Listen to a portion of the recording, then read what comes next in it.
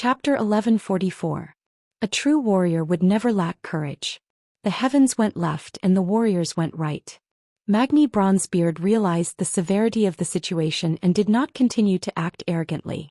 Instead, he quietly approached the Molten Hound King Magmadar. After carefully assessing his teammates' ability to keep up, Magni began to sprint at around 50 yards away. Under Sally Whitemane's watchful eyes, the two stubby legs rapidly thickened and enlarged, finally turning into two thick silver pillars. The dwarf's famous move, Avatar. An unscientific increase in size. What an unreasonable power. Together with the warrior's signature skill, Charge. Magni's lightning strike stunned the Hound King. Magmadar was not a highly intelligent chieftain. Its two heads dripping with lava couldn't understand how a little dwarf that looked less than a snack could grow so quickly in its field of vision. At first it thought that it was just a cannonball, but it turned out that it was a silver dwarf the size of a small house that had been thrown at it. This shocking feeling of Mars crashing into Earth directly caused the huge horn on its left nose to crack a little. Arg! Magmadar let out an angry howl. That terrifying howl that seemed to have come from the primordial wilderness sent the two priests behind Magni into a state of panic. They saw a terrifying illusion and the holy light in the magic circuits in their bodies became a mess. Only Magni, who had long switched to his berserk mode and used berserk rage, laughed. Dogs are the last thing I'm afraid of. This pretentious Magni took advantage of the fact that he was immune to fear under the effect of berserk rage, and said this as a fraction of Magmadar's age. There's nothing wrong with that. What was interesting was that Magmadar seemed to understand and actually focused on attacking Magni. Seeing Magni's huge body circling around the Molten Hound King like a hummingbird collecting honey, Tyrant suddenly laughed. Alexandros, can I trust you? The high priestess smiled faintly like a spring breeze, making Mograine feel that if he were 30 years younger, he might have pursued this night elf at all costs. Mograine waved the door-sized ashbringer in his hand. Don't underestimate the gentlemanly demeanor of an old noble. Tyrant nodded and raised her hands to the sky. In the name of Elun descend. A fragment of a star. Starfall. As the name suggested, it made the stars in the sky turn into meteors and fall to the ground. In fact, this move was not limited to places where the sky could be seen. Just as Tyrande was channeling her divine power, the ceiling of the rock stratum that was hundreds of meters tall and illuminated as bright as day by the flames of the lava suddenly glowed with a black light. It was not natural darkness. It was the breath of the night. Elun's divine power allowed some special beings to break through the boundaries of space and directly descend upon this place. The debris of the stars that was wrapped in the bluish-purple debris suddenly fell. They split into countless tiny fragments in midair and accurately landed on the heads of every molten firehound that was charging at them. In an instant, every molten firehound let out angry barks. Starfall was an attack that covered all areas of vision. Originally, under the illumination of the night sky, Tyran's attack could be said to be able to turn everything into ashes wherever she looked. Unfortunately, this was not the surface, nor was it under the night sky.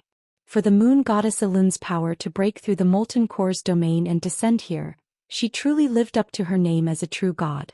Thus, seeing the meteor-like light falling down and injuring the molten firehounds, Mograine did not care at all as they ran over. Thanks, comrades. Leave the rest to me. Mograine exhaled and shouted. Ha! Ashbringer, immediately shone with a dazzling golden light. In a second, Mograine slashed forward, back, left, and right. The brilliant holy light immediately turned into a blade of justice that could wipe out all evil in the world. It shot out like lightning and easily swept past the huge bodies of the molten firehounds. Every thigh that was as thick as a house beam was perfectly cut open, along with the huge abdomen of the firehounds.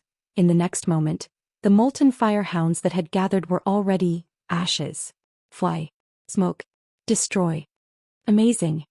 Tyrande was just praising Mograine when she suddenly realized that her old comrade was already on one knee, panting. Mograine smiled bitterly. Am I really getting old? 5 years ago when I got this divine artifact, at least I didn't have to pant when I used this move. At this time, Benedictus, who had recovered from his fear state, comforted him. No. It's the environment of the molten core that suppresses all power other than fire too much. Damn it. You have to hurry up. Although Duque is strong, he can't last too long alone. On the first boss side, everyone was also attacking Lucifron with all their might. However, Lucifron's curse kept the mages busy. This directly interfered with the mages' attack output. They suddenly understood why Duque had always emphasized the metamagic specialty, multicasting. Ronan and Jaina, who had studied under Duque, were the best in this aspect. They could basically guarantee that they could dispel the curse of their teammates while maintaining their own attacks. Dispelling a curse in the real world was not as easy as in the game. The effect of the curse was equally terrifying. Lucifron's curse, which increased the mana, rage, and energy consumption of the heroes, was the most annoying. But the most terrifying was the curse, Doomsday's Descent. This kind of powerful shadow curse was obviously even more frightening. Not only did it only take 8 seconds for it to take effect, but the increasing fear and palpitations as time passed seriously disturbed the minds of everyone who was affected. This kind of curse was not easy to deal with. It was almost like a tree sprouting on someone's body, directly drilling into the depths of the person's soul. The more they did not deal with it in time, the longer it would take to dispel the curse. Gina Goldsword was just a little slower, and the curse on Valera's body immediately broke out. The miserable Veil Era fell to the ground with serious injuries on the spot, and was quickly dragged to the back by Vanessa. They all wanted to end this battle as soon as possible, but it was often more haste, less speed. Sensing the arrival of his comrades, Lucifron unexpectedly began to take a defensive position. He was stalling for time. Damn it! Queen Sylvanas was furious. Don't get excited. We have to believe in Duque. He definitely predicted our delay. Aurelia comforted her sister. At the same time, near the cave they came from, Duque let out a bitter laugh. This is really a grand welcome ceremony. Chapter 1145. Looking at the scene in front of him, how could Duque not laugh bitterly? A strengthened Inferno imp was just the appetizer. There were also 7 or 8 stone golems whose bodies were inverted triangles. Their lower bodies were a few stones that could float in midair, and they could run very fast. Lava surgers. The core was the Flame King with the same inverted triangular body. This kind of monster was the most disgusting. If left alone, it would give birth to children. 1 would give birth to 2, 2 would give birth to 4, 4 would give birth to an endless number of smaller fire elementals, piling up on you until you died. Behind them was the third boss of the Molten Core, the fire demon leader, Gehennas, who also had 2 underlings. Compared to the first boss, Lucifron, this guy's skin was completely different in color. The rest of his body looked exactly the same to a human's eyes. He had a relatively thin body, a long snake-like tail, an inverted triangular upper body like a male naga, and sharp black spikes that covered his arms and back in a fan shape. This was not what made Duque feel like he was in a dog's stomach. System notification. Unknown vibration detected. Epicenter is 12.5 kilometers away from host. Depth is -3 meters. Speculation is that it is a group of large earth elemental creatures. According to host's memory, the possibility of the other party being the 4th boss of the Molten Core, Gar, and his 8 oath-sworn underlings is 92%. The other party will arrive in front of the host in 30 minutes 42.87 seconds. Duque's previous prediction was probably correct. Majordomo had directly piled the first 8 bosses of the Molten Core over. This was to prevent Duque and the others from having the time to catch their breath. The fire and earth elementals that used fire and earth as their source of power were naturally not afraid of a war of attrition. The Alliance's heroes were different. They were all mortals. They would tire, get injured, and die. In other words, if they could not deal with the previous enemies before the new leader arrived, they would be dragged into a vicious cycle. They would have to face more bosses at the same time. They would have to struggle to survive in the face of more terrifying and more complicated hostile skills. Soon, the weakest or the one who made a mistake would be the first to fall, and the whole team would collapse. Damn it. Looks like I'll have to risk my life. While mocking himself, Duque covered his face with the hood of his robe and went forward. He walked at a leisurely pace, but at every step he took 2 more people appeared beside him. Mirror reality. After such a long period of training, Duque was no longer the rookie mage he was during the first battle of the Dark Portal. As long as he had seen someone with his own eyes, the illusion he created through the system would be so realistic that even the mother of the person being mirrored would not be able to tell the difference. Every hair on the face, the distribution of blood vessels in every inch of the subcutaneous tissue, and the wrinkles on the skin when the muscles on the face moved. Apart from that, there was also the power contained within the mirror image. Therefore, when Duque summoned the mirror images, the fire and earth elemental creatures didn't even doubt their authenticity. Only existences outside of the molten core would know that the people beside Duque could not possibly be Duque's own people. Because those figures were impressively Ras Frostwhisper, Reggie Winterfrost, Cal Thuzad, various Dreadlords, Abyss Lords and the Death Knight version of Arthas. Duque actually shamelessly copied the entire Scourge army and the Burning Legion's leader into mirror images and threw them out. Although the size was a little off, the leaders of the Molten Core were all otakus who had not gone out for tens of thousands of years. Would they know that the Scourge army and the Alliance were not on the same side? Stop joking. Against those who were not fire elemental creatures, they definitely did not need to be afraid. Duque was confident. Since they were all used to be beaten up, wouldn't it be more amusing if they were the faces of their enemies? Duque waved his hand with great arrogance. Go. Brothers of the Scourge army. Under the multi-threaded control of the system elf, the liches behind Duque lined up in a row and raised their white claws that were so dry that only bones were left. Then in this fiery hell full of fire elemental creatures, a crack that was not a crack was found, and a large amount of ice elemental creatures crazily poured in from the temporarily opened elemental channel. It was a joint war-level spell. Whether it was the total amount of magic, the independence of the liches when chanting, or the guidance of ice elemental creatures in the various elemental gaps, it looked like a masterpiece made by several great liches. Not to mention the low IQ Flame Imp and Flame King, even the boss Gehennas was fooled. Ogu Nandis. He opened his mouth and said a string of unknown language that might be fire elemental. He raised the huge spear full of sawteeth and pointed it at the Lich Mage squad behind Duque. The show was still going on.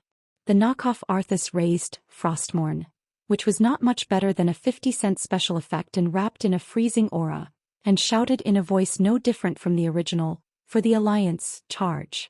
Therefore more Death Knights appeared out of thin air. Under the leadership of Dummy they charged toward the group of flaming imps. For a moment, broken limbs and flames flew, and roasted pigs and howls coexisted. It seemed that blizzard and frost arrows were endless, as if the Scourge army was fighting the Flame army. It was very lively. Only Duque secretly activated the mage's invisibility and snuck over under the cover of the lively battle. Even though Duque the coward had deeply studied invisibility, the invisibility of a mage was different from that of a rogue. No matter how good the effect was, there would always be a limit. Duque's limit was 60 seconds.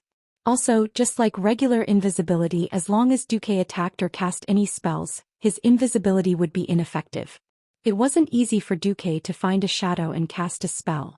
Not as a mage but as a priest, which he hadn't done for a long time, and in his shadow form he began to cast a spell. This was a gamble. He was betting on his experience as a Void Lord, as well as the knowledge of dreams he had learned from Isra to give his magic an additional boost. Shadow spell. Mind control. Almost instantly, Duque invaded the mind of the guard next to Gehenna's. Not daring to go too deep into the guy's mind, Duque only gave him an attack order in the guy's mind as his master. Gehenna's wasn't going to attack directly, because it seemed that the low-level fire and earth elemental creatures he summoned along the way had the upper hand. Suddenly he felt a sharp pain below his ribs. Isn't there a guard on my left? Gehenna's angrily looked to his left, only to find that the fire demon guard he relied on as a barrier had stabbed him with a spear.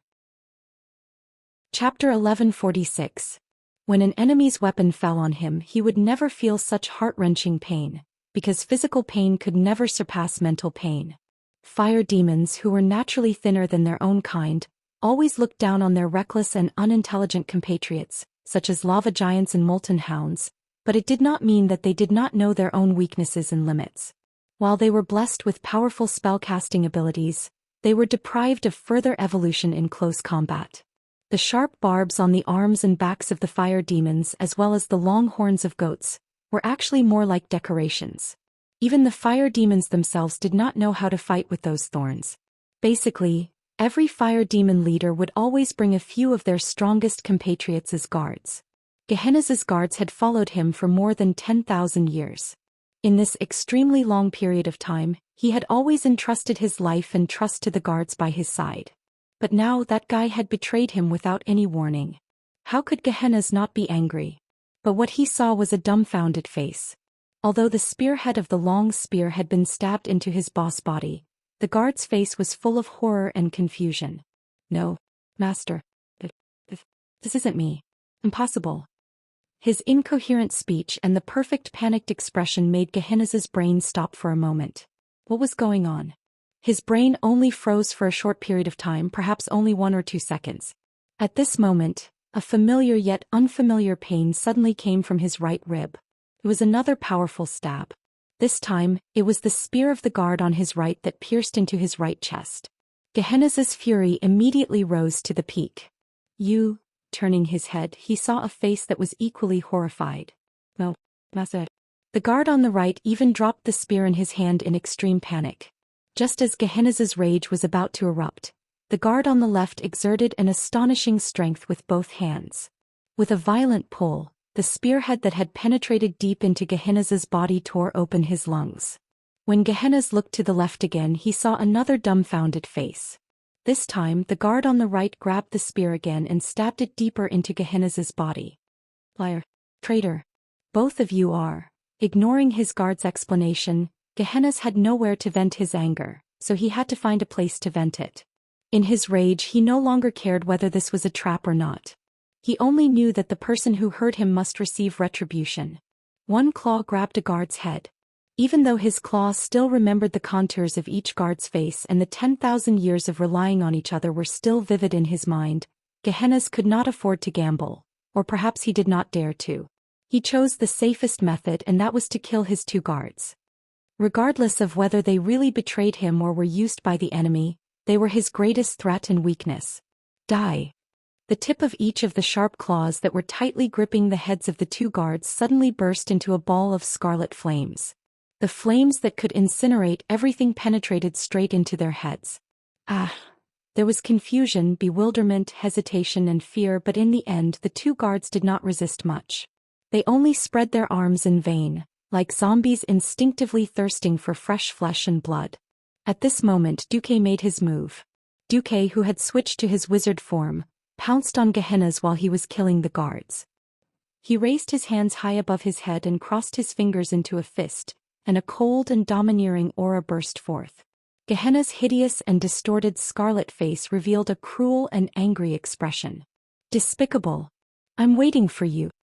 He opened his mouth, and a light cannon that was not a dragon's breath but even more powerful shot at Duque. Whoosh! It was a shocking blow that made the already bright lava world even more dazzling. The thick and solid rock stratum was directly pierced through, and a large number of rocks exploded.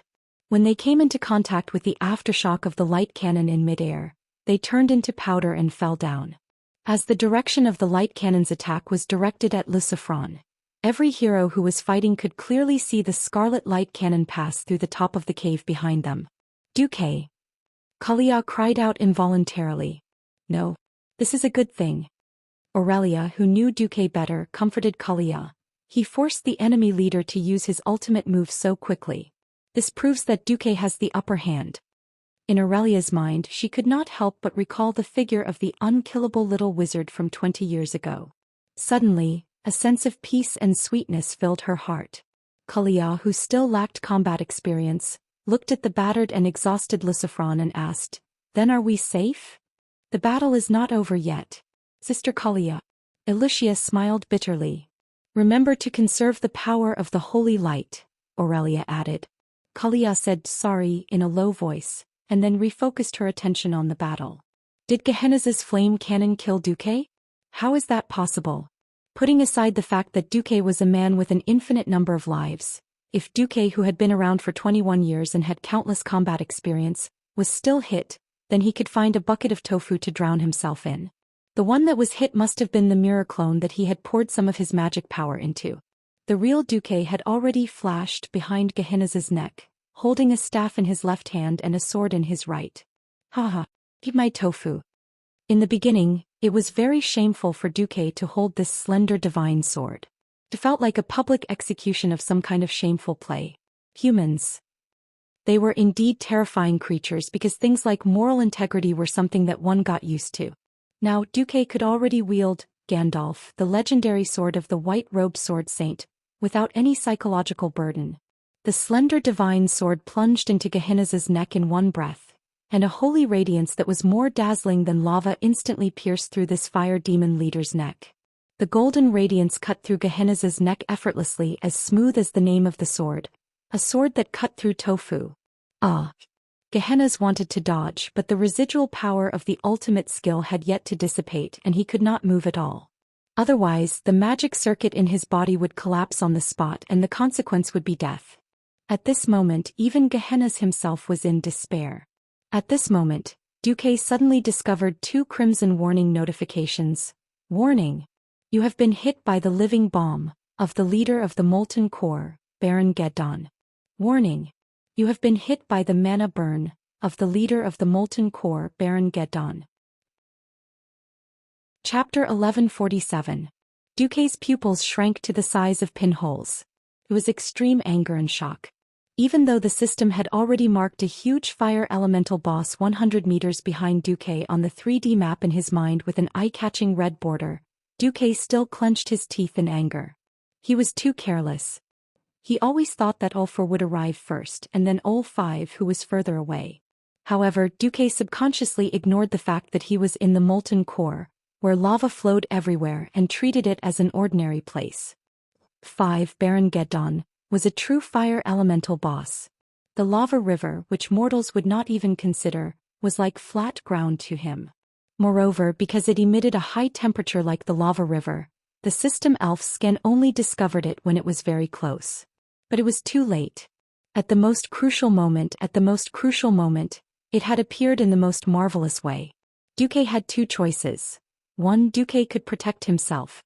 As long as he opened the ice barrier, the powerful ice elemental in his body could forcibly dispel Baron Geddon's 2 terrifying skills. But then he and his team would have to face the enormous pressure of 2 bosses at the same time. The other was that Duque would continue his assassination, which would likely seriously injure Duque. After all, Mana Burn and Living Bomb were both killer skills that countered mages. Duque could not hesitate because the opportunity was fleeting. After thinking for 0.01 seconds, Duque made a decision. The slender golden sword in his hand did not stop, and the next moment, Gehenna's huge head rose into the sky. Simultaneously, the living bomb that had already possessed Duque was detonated by the angry Baron Geddon. Bang! This was a huge explosion. Roar! This was Baron Geddon's extremely angry roar. His roar shook the cave ceiling, which had already become unstable due to the light cannon, and caused more gravel to fall. Duque! This time, the Alliance heroes who were still fighting Lucifron, especially Duque's lovers, were all shocked. Everyone couldn't help but look at Duque with concern. It wasn't just because Duque was one of the strongest existences in the Alliance, but because Duque was the true core. Duque reported to everyone that he was safe. Without thinking, he urgently sent a mirror image to the main force of the team and raised his hand to the sky to throw a magic flare. It was a giant thumb made of arcane technique energy. However, the reactions of the heroes were very strange. Mograine's facial muscles were twitching. Kalia didn't know whether she should be angry or amused. The other guys wanted to laugh but didn't dare to. Jaina could not help but facepalm. That powerful idiot. That's right. In a moment of desperation, Duque randomly chose a mirror image character to go back and report that he was safe. Unfortunately, that guy happened to be the fake Arthas. Although everyone could see that this guy with half of his head blown up and his whole body burnt black was a dummy made of arcane technique energy. However, bringing back a fake enemy to report that he was safe, haha. This was very Duque. In fact, Duque's situation was a bit bad. Baron Geddon's 2 ultimate skills were used at the same time, directly injecting a very large turbulent flow of fire elements into his magic circuit. In terms of quality, it couldn't compare to Duque, but in terms of quantity, this energy was far above Duque's total magic power. Should it be said that this was indeed a commander-level monster in the fire elemental domain? Even though Duque had channeled all the chaotic magic power into a magic circuit branch the moment he was hit, because the magic power wasn't released fast enough, Duque still exploded. To be more precise, the ice shield that had been poured in a large amount of Baron Geddon's magic power exploded. F***CK. As Duque cursed, the huge recoil blew Duque up into the sky. This wasn't an exaggeration. Duque was really blown up. The turbid wind whistled past his ears, and the scenery in front of him shrank rapidly. Duque wanted to control himself, but the effect of mana burn was still going on. At this moment it was difficult for him to release more effective magic. Using all his strength, Duque only opened Ice Shield. The moment Baron Geddon's fire elements were expelled from his body. The ice shield was opened, but the ice wrapped around Duque flew straight into the sky and hit the top of the cave. The so-called ice shield immunity to damage was based on the premise that you weren't sent flying. Turning into a big ice block could indeed withstand direct slashes and collisions, but the subsequent impact still required the internal organs of the human body to bear. Duque was knocked unconscious. After removing the ice shield, Duque, who was falling rapidly, roared angrily, "Baron Geddon, you are digging your own grave." Baron Geddon didn't show any weakness.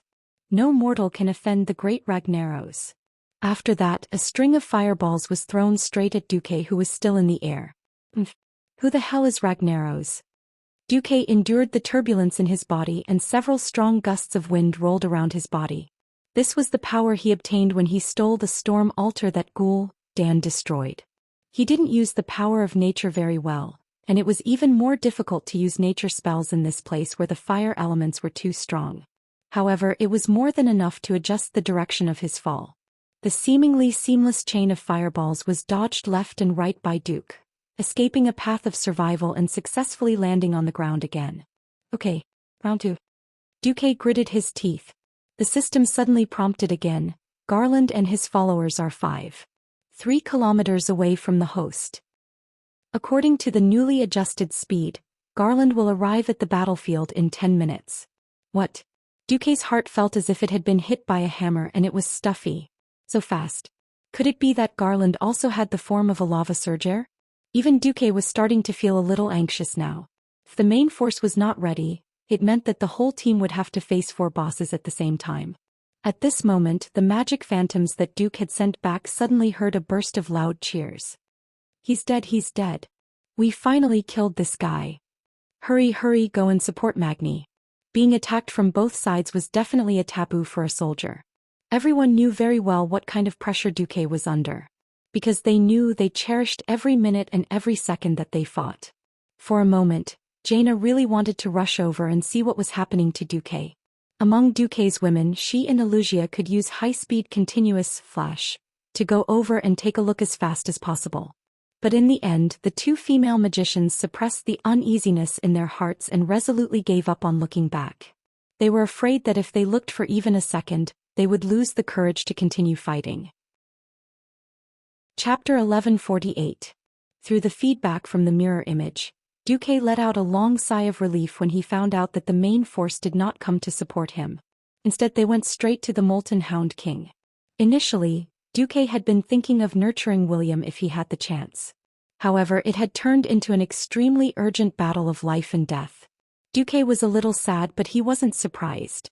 After spending so much time in Azeroth, Duque had learned a lesson. No matter how weak a boss was, it wouldn't stick its neck out for you to chop. That was why Duque had long since lured the Horde into fighting Nefarian. Even if the Horde couldn't win, he couldn't let Nefarian be in a guerrilla position so that he could attack the Alliance's rear at any time.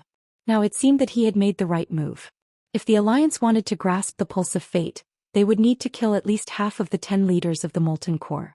Now that Boss 1 and Boss 3 had been defeated, as long as Duque could drag it out long enough, Boss 2's dog King Magmadar wouldn't be a problem. The problem was the bosses that were rushing over. Duque assessed the situation. Under the simultaneous manipulation of the system Elf, his phantom doppelganger and mirror doppelganger had already cleared half of the monsters. The focus was still on Baron Geddon and the bosses that were likely to come. Majordomo Executus, the manager of Ol9, was a strategist, but his combat power was not high. Without its underlings, it was just a coward. Old 8 was the boss of the lava giants, Gurmanj the Incinerator. His huge body and hopelessly slow movement speed made it impossible for him to come all the way to the exhibition. Although Old 7's Saffron Forerunner was a fire demon, According to the scale of the map, it was at least 500 kilometers away from here. It should not be able to make it in time. The appearance of Garland, the leader of the earth elementals in O4, was inevitable. Baron Geddon was already in front of him. The only variable was the sixth boss, fire demon boss Shazra. This fellow was a disgusting person who could teleport and cause explosions everywhere he went, scaring people. If it appeared alone, it would not be a problem at all. If it came out to cause trouble while the team was attacking Garland and Baron Geddon, it would not be surprising for the team to be wiped out. Fortunately, it couldn't rely on itself to teleport, so it probably had to run all the way here. Even so, Duke still didn't want to see more than one boss at the same time. Because in his mind, Duque did not even want to imagine the scene of his lover lying in a pool of blood. He could resurrect, but they couldn't. Duque suddenly gave a wry smile. So, the key to not being caught in a pincer attack is to see if you can kill quickly? In the end, the burden is still on my shoulders. Maybe, this is what men are like. Duque's figure appeared in front of Baron Geddon again. A man. A leader. The two enemies, who were hundreds of times different in size, stared at each other from afar. In the name of the Fire Demon King. Human. That was the Flame Lord's earth-shattering roar. In the name of the Great Alliance, perish. Bastard. This was the determination of the Alliance commander. Living bomb, and mana combustion, descended again. But this time Baron Geddon didn't hit anything. The target it locked on in the first tenth of a second before it attacked was still breathing, had magic flowing, and had a complex magic circuit. However, after it threw out the ultimate skill, it hit an empty human figure that instantly dissipated, as if its fatal magic had only hit a mass of air. Everything was fake. After hitting 12 extremely realistic mirror images in a row, even though Baron Geddon was a fire elemental with a high degree of intelligence, it had to start to doubt its own judgment. Where was the abominable human who killed its companion? Couldn't find him? It didn't matter. The fire elemental had its own unique way of finding people. Baron Geddon suddenly roared, "Repent in the fiery hell, human." Suddenly, an extremely standard huge ring of fire with its conical foot as the center, spread in all directions at a high speed. The huge wave of fire easily engulfed everything in its surroundings and burned them to ashes. The super high-temperature wave of fire even blew up a few lava surges that were running back and forth and constantly attacking the illusion of Duque. The surging waves of flames engulfed every crevice in the sunken cave. At this moment, a figure was forced out of stealth mode. It was Duque. He was bathed in fire and even the hair on his body was on fire. But he still made a throwing gesture without a care. He exhaled and used the last of his strength to throw an icicle more than a meter long at Baron Geddon. Rather than saying it was an icicle, it looked more like a javelin. This ice javelin, which seemed to come from the depths of hell, pierced through the curtain of fire without any hindrance, cut through the sky and stuck straight into Baron Geddon's chest. The Baron didn't mind at all. If he could completely erase such a strong enemy from the world with a little injury, it would be worth it. Unfortunately, the next second he didn't think so. Because more Duque appeared around him. Front, back, left, right, up in the sky and down on the ground. From the ground to the huge pillars, from the pillars to the top of the rock stratum, almost every place where a person could stand, there was a Duque holding up an ice javelin. I am Duque. I am also Duque. We have endless Duques. You stupid guy, can you use your limited power to kill every me? Those mirror images of Duque opened their mouths at the same time, but said different things, almost causing Baron Geddon to have a mental breakdown. It wanted to treat these Duques as fake illusions. But they weren't. Each of the Dukes could throw a javelin that hurt it. On the other hand, no matter how many living bombs it used, it couldn't stop more Duques from appearing in front of it. If it wasn't careful, a Breaking Dawn-level ice arrow would unequivocally give it deeper and heavier injuries. Similarly, Duque, who poured most of his magic power into illusions and attacks, was extremely fragile at this time. If even a little bit of the overflowing destructive power fell on Duque, it would seriously injure Duque. Duque's face was brimming with a rare smile. This was a feeling he hadn't felt for a long time. Dancing on the tip of a knife. Disco dancing on a grave. Singing loudly before death. In the midst of despair and hardship, he wrote a heroic epic that belonged only to Duque alone. How long did Duque fight? How many ice arrows did he shoot at Baron Geddon before he was killed? Duque didn't even count himself.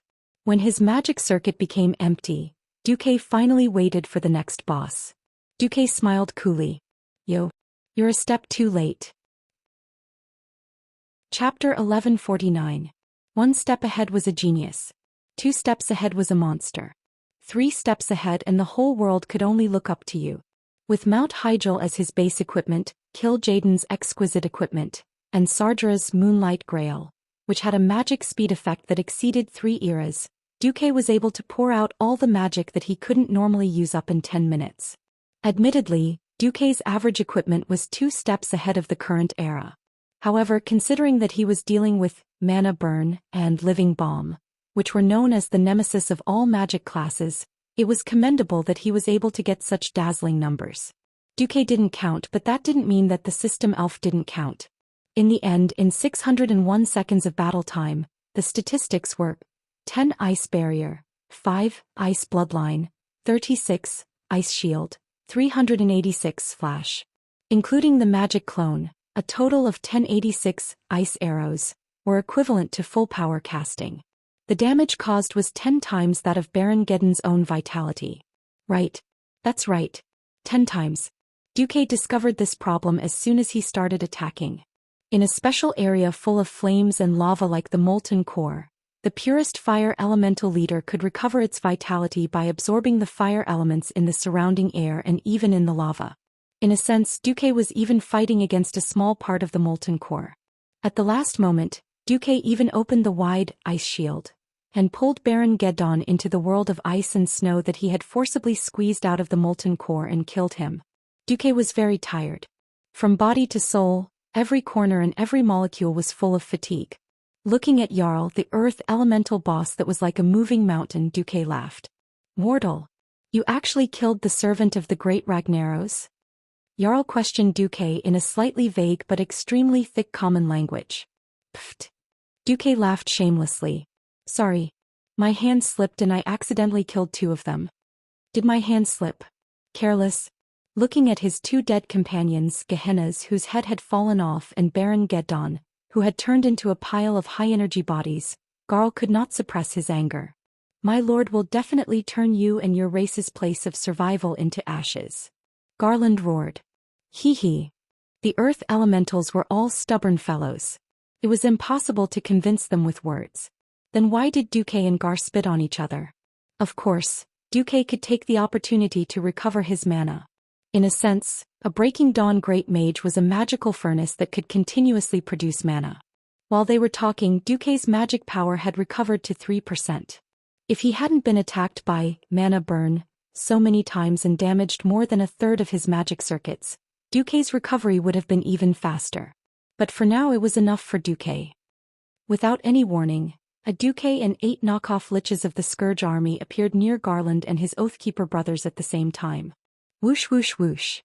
More than 36 ice spear technique hit the faces of Garland and his underlings with a series of rapid wind-breaking sounds. Ice spears was a simplified version of an ice arrow. Could be shot instantly, but if the opponent was not frozen, then the ice spears would have no power. However, using it to provoke others was a different matter. Sorry. My hand slipped. An ice spear hit the rough outline of Garland's face. Of course, to recognize an earth elemental's facial features, other than the pair of red eyes, the position of the other facial features had to be discussed. My hand really slipped. Bang. Another shot was fired. My hand slipped again. Bang.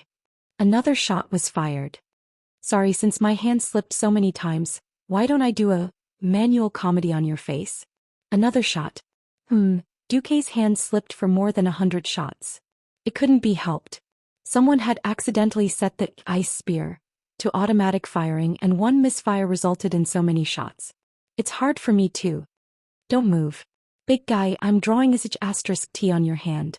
Oh no, I'm drawing a comedy. Someone who was rotten to the core yelled. While being chased by the hill-like Garland, he used the ice spear to draw something indescribable in the shape of a pyramid on Garland's face. If Garland had lungs, they would probably explode in anger. Garland's rocky body was glowing with a layer of faint red light. It was definitely a chore to kill a thick-skinned earth elemental leader. Of course, if one were to simply kite and drag the opponent around to buy time, the difficulty would plummet. The price of having a strong defense of the earth elemental was having short legs. He didn't even know how to teleport and he wanted to catch up to Duque? Unknowingly, Duque and his phantom doppelgangers had already pulled Garland and his brothers apart. After Duque played kite for about 5 minutes, the heroes of the Alliance finally arrived. The 3 Windrunner sisters who arrived first could not help but laugh. This was because Duque was yelling as he was being chased. Then Gavin Rad, who was the second to arrive, was also amused. This was because he saw a line of words in the common language on Garland's huge rocky chest. I have a divine artifact on me. Come and kill me. After a short moment of surprise, everyone's hearts were heavy. This was because they saw Gehenna's who had lost his head and Baron Geddon who had been reduced to ashes. Even though they were already dead, their huge bodies still exuded a fierce aura. Everyone's hearts skipped a beat. They did not expect that so many people had risked their lives to kill 2 leaders, but Duque had also killed 2. Even though there were not many traces of a battle around Gehenna's, and Duque had probably killed him by assassination, a kill was a kill. No one could ignore the glory of killing the enemy leader single-handedly. If it were not for Duque, perhaps everyone would have been wiped out. The enemy leader's endless tricks made everyone's hearts palpitate even after victory. It was not an exaggeration to say that Duke Marcus was indeed the #1 person in the Alliance. Everyone could not help but feel respect for Duque once again. Seeing that the paladins who could tank the monsters had successfully taken over the batons from their doppelgangers and tanked the Oathsworn of Fire, Duke simply ordered Magni to stay behind to deal with the 6th boss Shazra who might appear. He then gave a simple instruction on how to fight the Oathsworn of Fire. Duke finally could not hold on any longer and collapsed into Tyrann's arms. Everyone could roughly guess the relationship between Duque and Tyrann, but Duque still attracted some attention when he hugged her so openly. Soon everyone understood because Duque had fainted. Tyrann smiled gently. You've worked hard, Duque. Chapter 1150. Duque had a good dream. He dreamt that he was rubbing himself between Tyrann's Mount Hyjal to his heart's content. Then in a daze, Duque felt a sense of comfort but also pain. In this conflicted state, Duque woke up. The first thing he saw was Tyrann's smooth and fair thighs. Having a lap pillow was indeed one of life's greatest benefits. Then Duque saw a scene that made him break down. Tyrann noticed that Duque had woken up and retracted her left hand at lightning speed. Duque had an awkward expression. Tyrann, what are you doing? No, I. Tyrann stammered for a few seconds before finally admitting her guilt.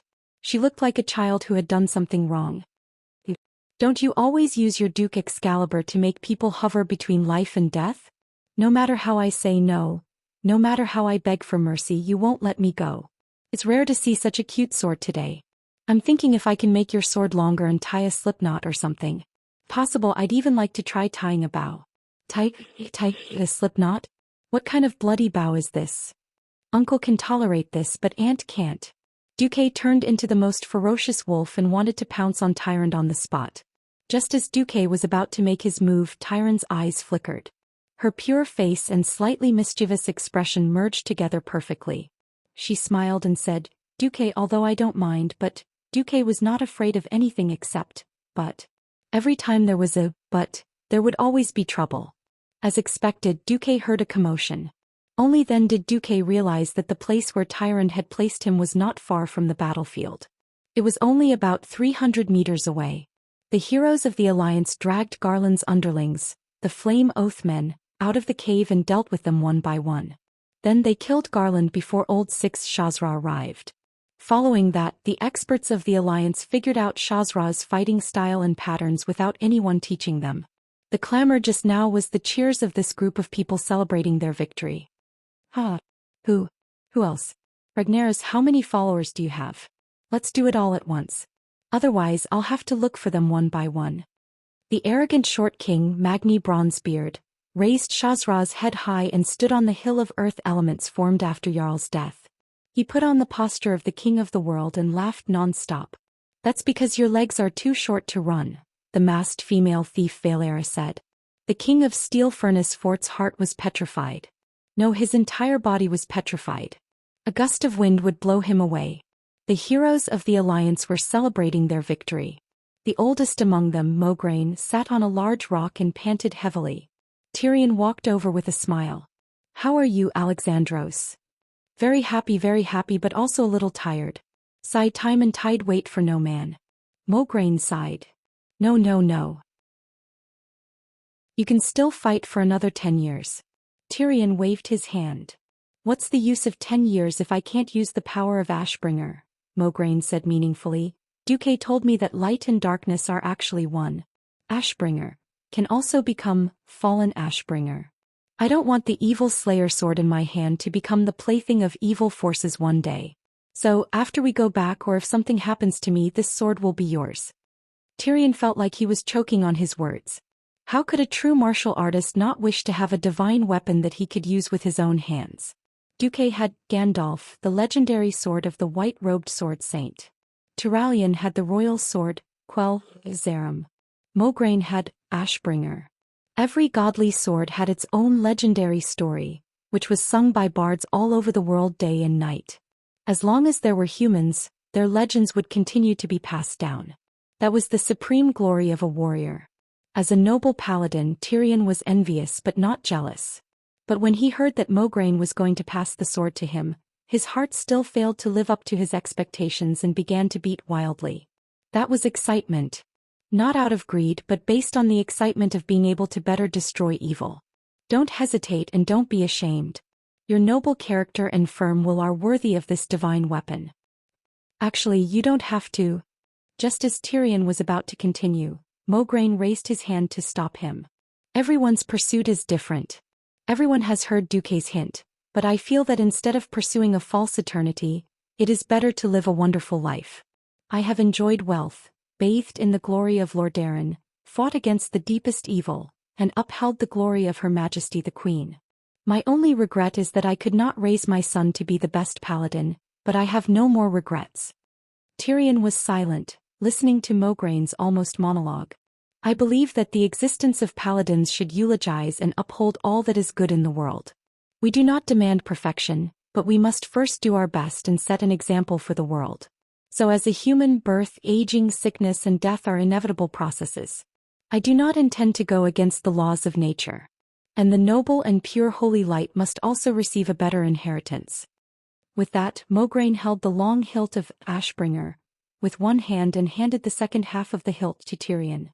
Almost as soon as Tyrion touched Ashbringer, the sword bloomed with a dazzling golden light.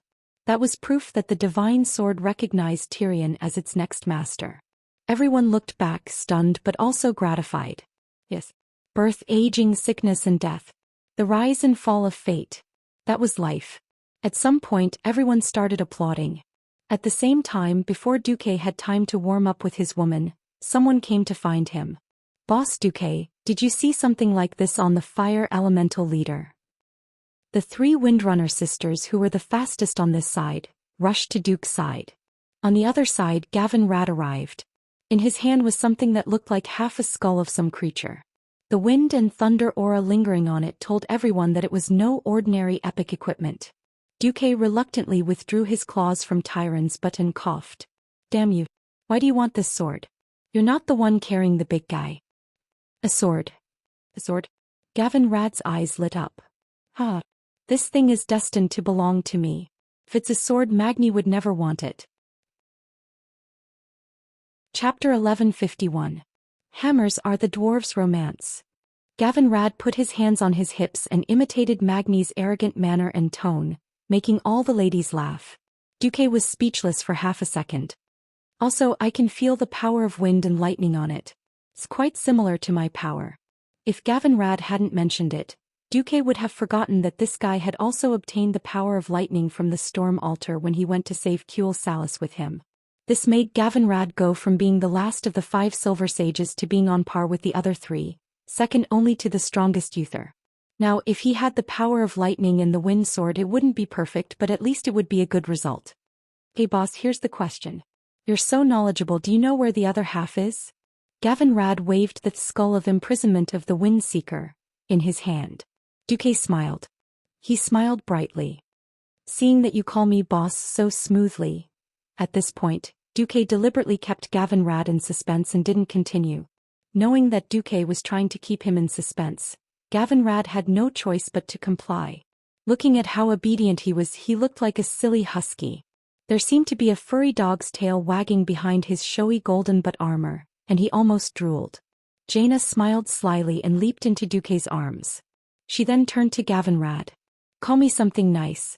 Maybe I'll let Duque tell you the answer if I'm happy." Knowing that Jaina was taking advantage of him, Gavin Rad observed her expression and knew that there was a chance. What integrity! Sell the equipment. Sister-in-law. Sister-in-law. I've bowed to you. This guy didn't have any shame or self-awareness of a holy knight at all. Who knew where that dense, almost solid holy light came from? If this world had one of the 4 great evil arts from Duque's original world, Duque would almost suspect that Gavin Rad's holy light was just a bunch of cheap special effects. Anyway, Jaina was happy, but the other girls were unhappy. As long as one was thick-skinned enough, they would run up and accept Gavin Rad's sister-in-law. Looking at Gavin Rad, Duque could not help but recall the past. Unknowingly, ever since he became a paladin in Lordaeron during the first year of the Dark Portal, Gavin Rad had been with him for almost 20 years.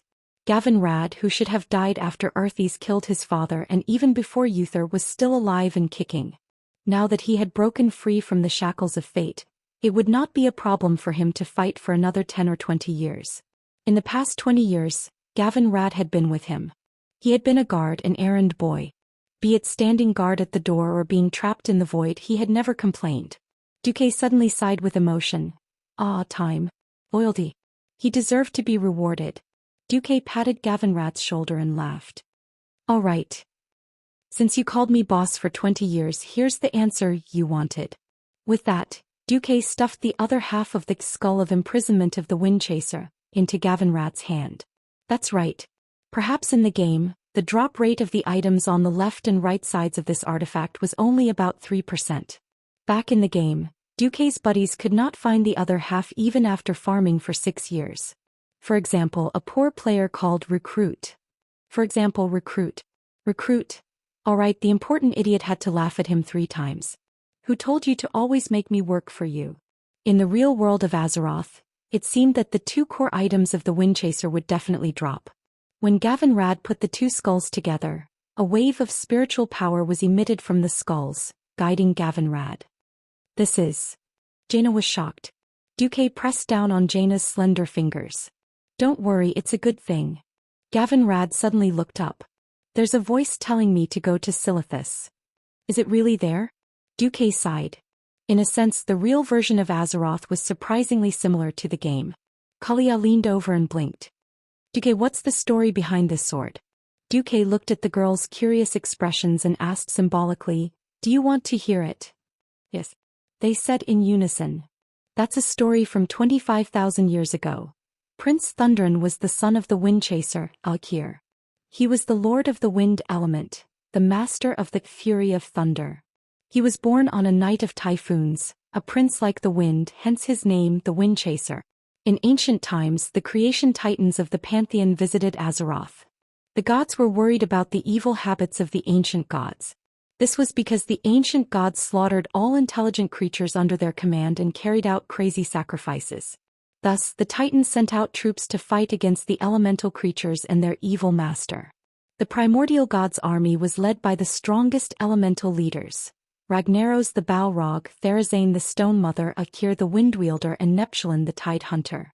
The Titan army was led by Sargeras, the Titan warrior who had not fallen yet. The relationship between the elements and the ancient gods was more of a mutual benefit. In return for summoning them into the physical world, the elements were willing to fight against the titans who came to change the world with the ancient gods. The elements were not united either. The wind and water elements formed an alliance to fight against the fire elements. 2 years before the War of the Dominators, Prince Thunderin defeated Ragnaros. Year 16 of the War of the Dominators, Prince Thunderin fought against Sargeras, who attacked the Realm of Wind. Sargeras was forced to retreat from the Realm of Wind. Year 17 of the War of the Dominators, because Prince Thunderin faced the incomparably powerful Sargeras head-on, Prince Thunderin started to lose his sight and his movements became slower. Prince Thundren loved the daughter of the wind leader Adulin, the wind-kissing elf Asher. However, Prince Thundren knew that he would soon lose his sight, and Asher hoped that Thundren could leave the war with her. Thundren knew that he could not give her what she wanted, so he did not express his love to Asher. Year 20 of the War of the Dominators, Thundren lost his sight. In the same year as an ally, Neptulin the Tidehunter was defeated by Sardras and nailed to death on what is now the Black Sea coast. Year 33 of the War of the Dominators, Sardras fell and betrayed the ancient gods. However, this was not the end of the War of the Dominators. A new war began. The flame demon Ragnaros attacked the Wind Realm.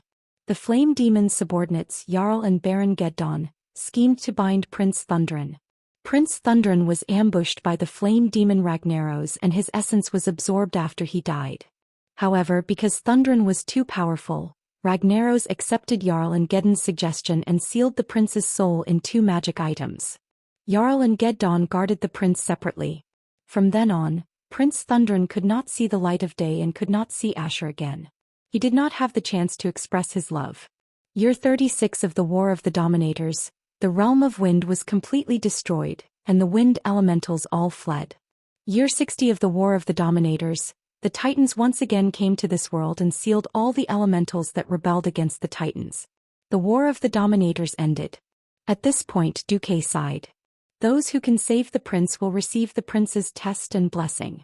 And the content of Thundren's Thunder Fury Blessed Sword of the Windseeker blessing is: Hero, may you have a love that you will not regret.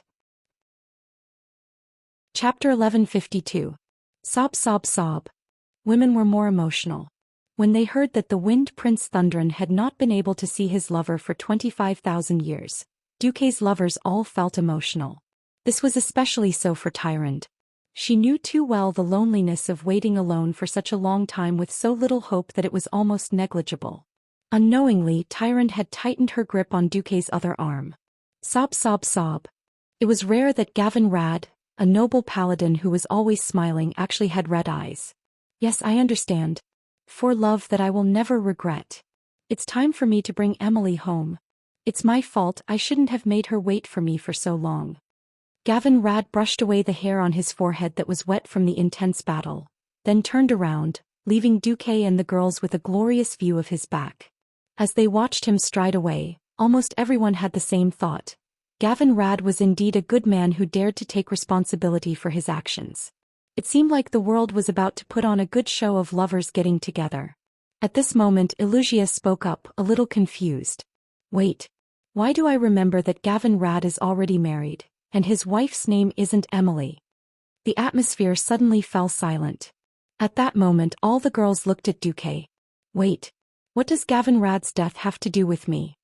Guilty. Duque quickly typed with both hands to prove his innocence. Oh no, he raised both hands to prove his innocence. It's all your fault for teaching Gavin Rad the wrong way. Queen Sylvie directly sentenced Duque to death. Duque felt wronged. He did not expect that giving the wind sword would cause him to be implicated. Could it be that he had to risk the wrath of all the warriors, thieves and paladins in the world just to steal this divine sword? Just saying. For a moment, Duque felt as if he could feel the resentful gazes of his companions who had only obtained half of the skull of imprisonment of the Windseeker. He thought back to the time when he picked up Azanatha's warblade, that no one wanted. He would trade it to the thieves he met and enjoy the pleasure of being scolded, but the other party could not do anything to him. I really am a mage of noble character and unquestionable integrity. Speaking of which, he had killed 6 of Ragnaros's subordinates in one go. Even with Lager's vast army he would still feel the pinch. Duque wasn't too worried about the upcoming battle. Now Duque could enjoy the pleasure of touching corpses to his heart's content. The first boss dropped Cenarian boots, and adding the drops from the minions there were Cenarian brand helmet, gloves, belt and bracers. In a single breath he had armed Brol Bearskin, a poor worker. Duque said proudly, "Hee, look at how red I am. None of the items I looted went to waste." Before he could finish, Jaina pinched his waist. Aren't you embarrassed? Do you dare to look Sister Kalia in the eye? The weather is so good today. There were no clouds in the sky. Nonsense. How could there be clouds on the ceiling of the cave? Duque looked left and right but refused to look at Kalia, who was mainly equipped with excellent equipment. It couldn't be helped. When Lordaeron City fell, the Lordaeron royal treasury was also destroyed, and the better equipment was taken away by the liches. Even though Kalia was the queen, she couldn't find a set of epic equipment after she ascended the throne. After all, exquisite equipment wasn't easy to find. Kalia secretly tugged at Jaina's sleeve. Jaina, it doesn't matter to me. Don't blame Duque, after all no one knows what spoils of war we can loot. Jaina said angrily. Humph. We all know that. But I just can't stand that scoundrel master. He clearly dropped nearly half a set of Demon's Heart Warlock equipment that no one wanted, and he's still pretending to be lucky. Kalia, let me tell you. Exquisite equipment can't be too much. At a critical moment not only can it save your life, it can also save the lives of your comrades. Of course, the eye-catching top-grade equipment would make people anxious and want to call Yao Yao to report that there was a pretentious criminal committing murder here. Similarly, after enjoying the bonuses of high-tier epic-grade equipment or even divine equipment, it would be very uncomfortable to drop back to the original level. Originally, it would take 100 frost arrows to deplete the mana, but now it would be useless after 80 shots. How could they get used to it? Duque also knew that his hands were black, and hurriedly swore that if he touched the corpse again he would chop off his hands. He ran over and hugged Kalia when no one was looking and blew hot air into her ear. Kalia, don't worry. After we defeat Ragnaros, we still have to go to Blackwing's nest to find trouble with Nefarian. When that time comes we will have better equipment. Since the new year there had been a rare opportunity to be alone. Her Majesty, the Queen of Lordaeron, was hugged by Duque's slender waist. Of course she would listen to whatever Duque said. Well, as long as everyone is safe I don't care about anything else. Sigh. That's the good thing about girls. Duque couldn't help but glance at Tyrande. He had really led the High Priest astray. After killing the 6 bosses the situation suddenly opened up.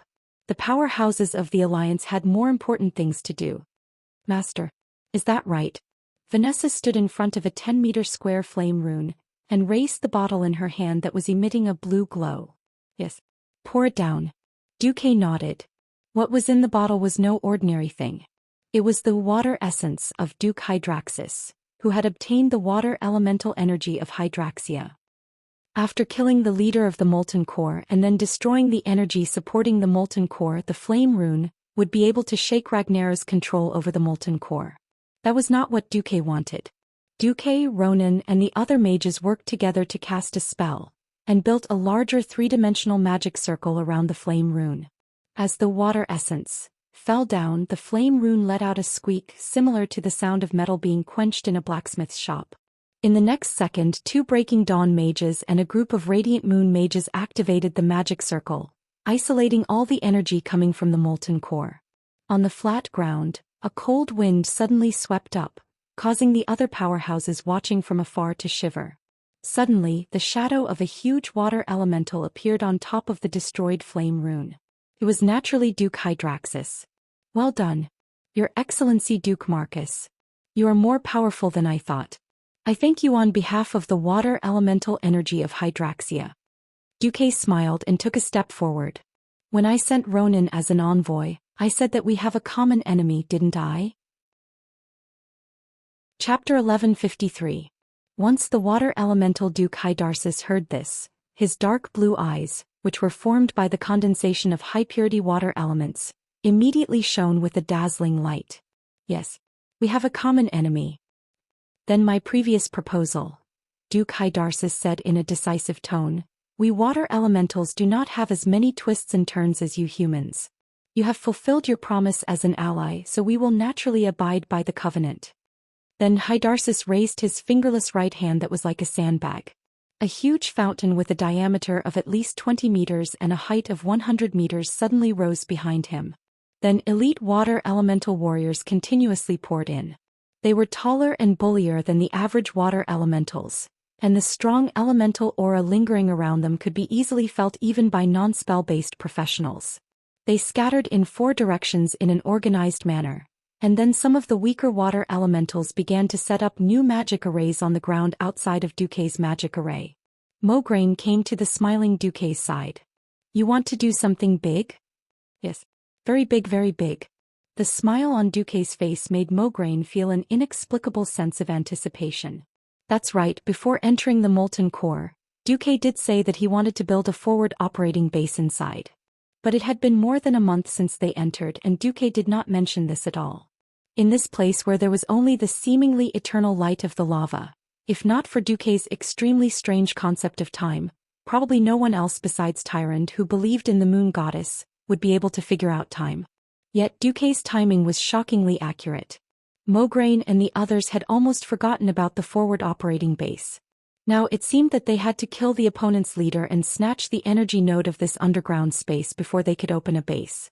15 minutes later, when more than 2,000 water elementals had tossed around the surroundings, the powerhouses of the Alliance were pleasantly surprised to find that the surrounding environment within a radius of 3 kilometers had really changed. Even with Duque's wide domain ice barrier, to resist the dust and lower the temperature, the air was still a little bad. Because inside the shield, there was no way to avoid Duque's rich mana. Now that the surrounding water elementals had erected a huge water elemental shield, the air instantly became fresh and natural. Because the water element that Xianxia used was the most basic water element in nature, which was different from the water element that Duque transferred from the elements realm using his magic energy. That was not all. Duque and the others immediately opened a medium-sized teleportation gate. The first to be teleported over was an entire group of Dalajan mages. They immediately got to work and prepared an even bigger portal. Duque didn't do anything. Ronan was the one controlling the portal's magic formation. After fiddling with it for a long time, the portal was ready. A large number of dwarves and gnome craftsmen and mechanics drove a large number of strange machines through the portal. One had to know that the amount of mana required for teleportation was proportional to the weight and volume of the object being teleported, as well as the strength of the life form. The mana used to teleport this group of troops. Just look at the high-purity magic crystals that were priceless a moment ago turning into dull crystals that were casually thrown to the side, and it was obvious how terrifying it was. The master craftsman Jurban greeted Magni, and led his gnome engineering team to a suitable place under the protection of the water elemental troops to set up the machinery. At this time Duque Xianxia came over. He bowed slightly. The first fulcrum has been set up. The Xianxia assault team is on standby. Once you have rested, you can set off to the next flame rune location. Duque nodded. Although we really want to destroy all the flame runes in the molten core as soon as possible, I don't recommend splitting up or setting off immediately. It's fine.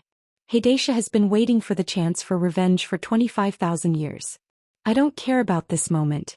Leave the protection to us. Please rest well.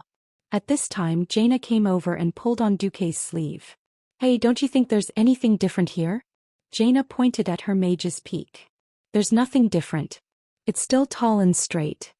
Duque stopped halfway through his sentence. It was indeed a little horrible to look at.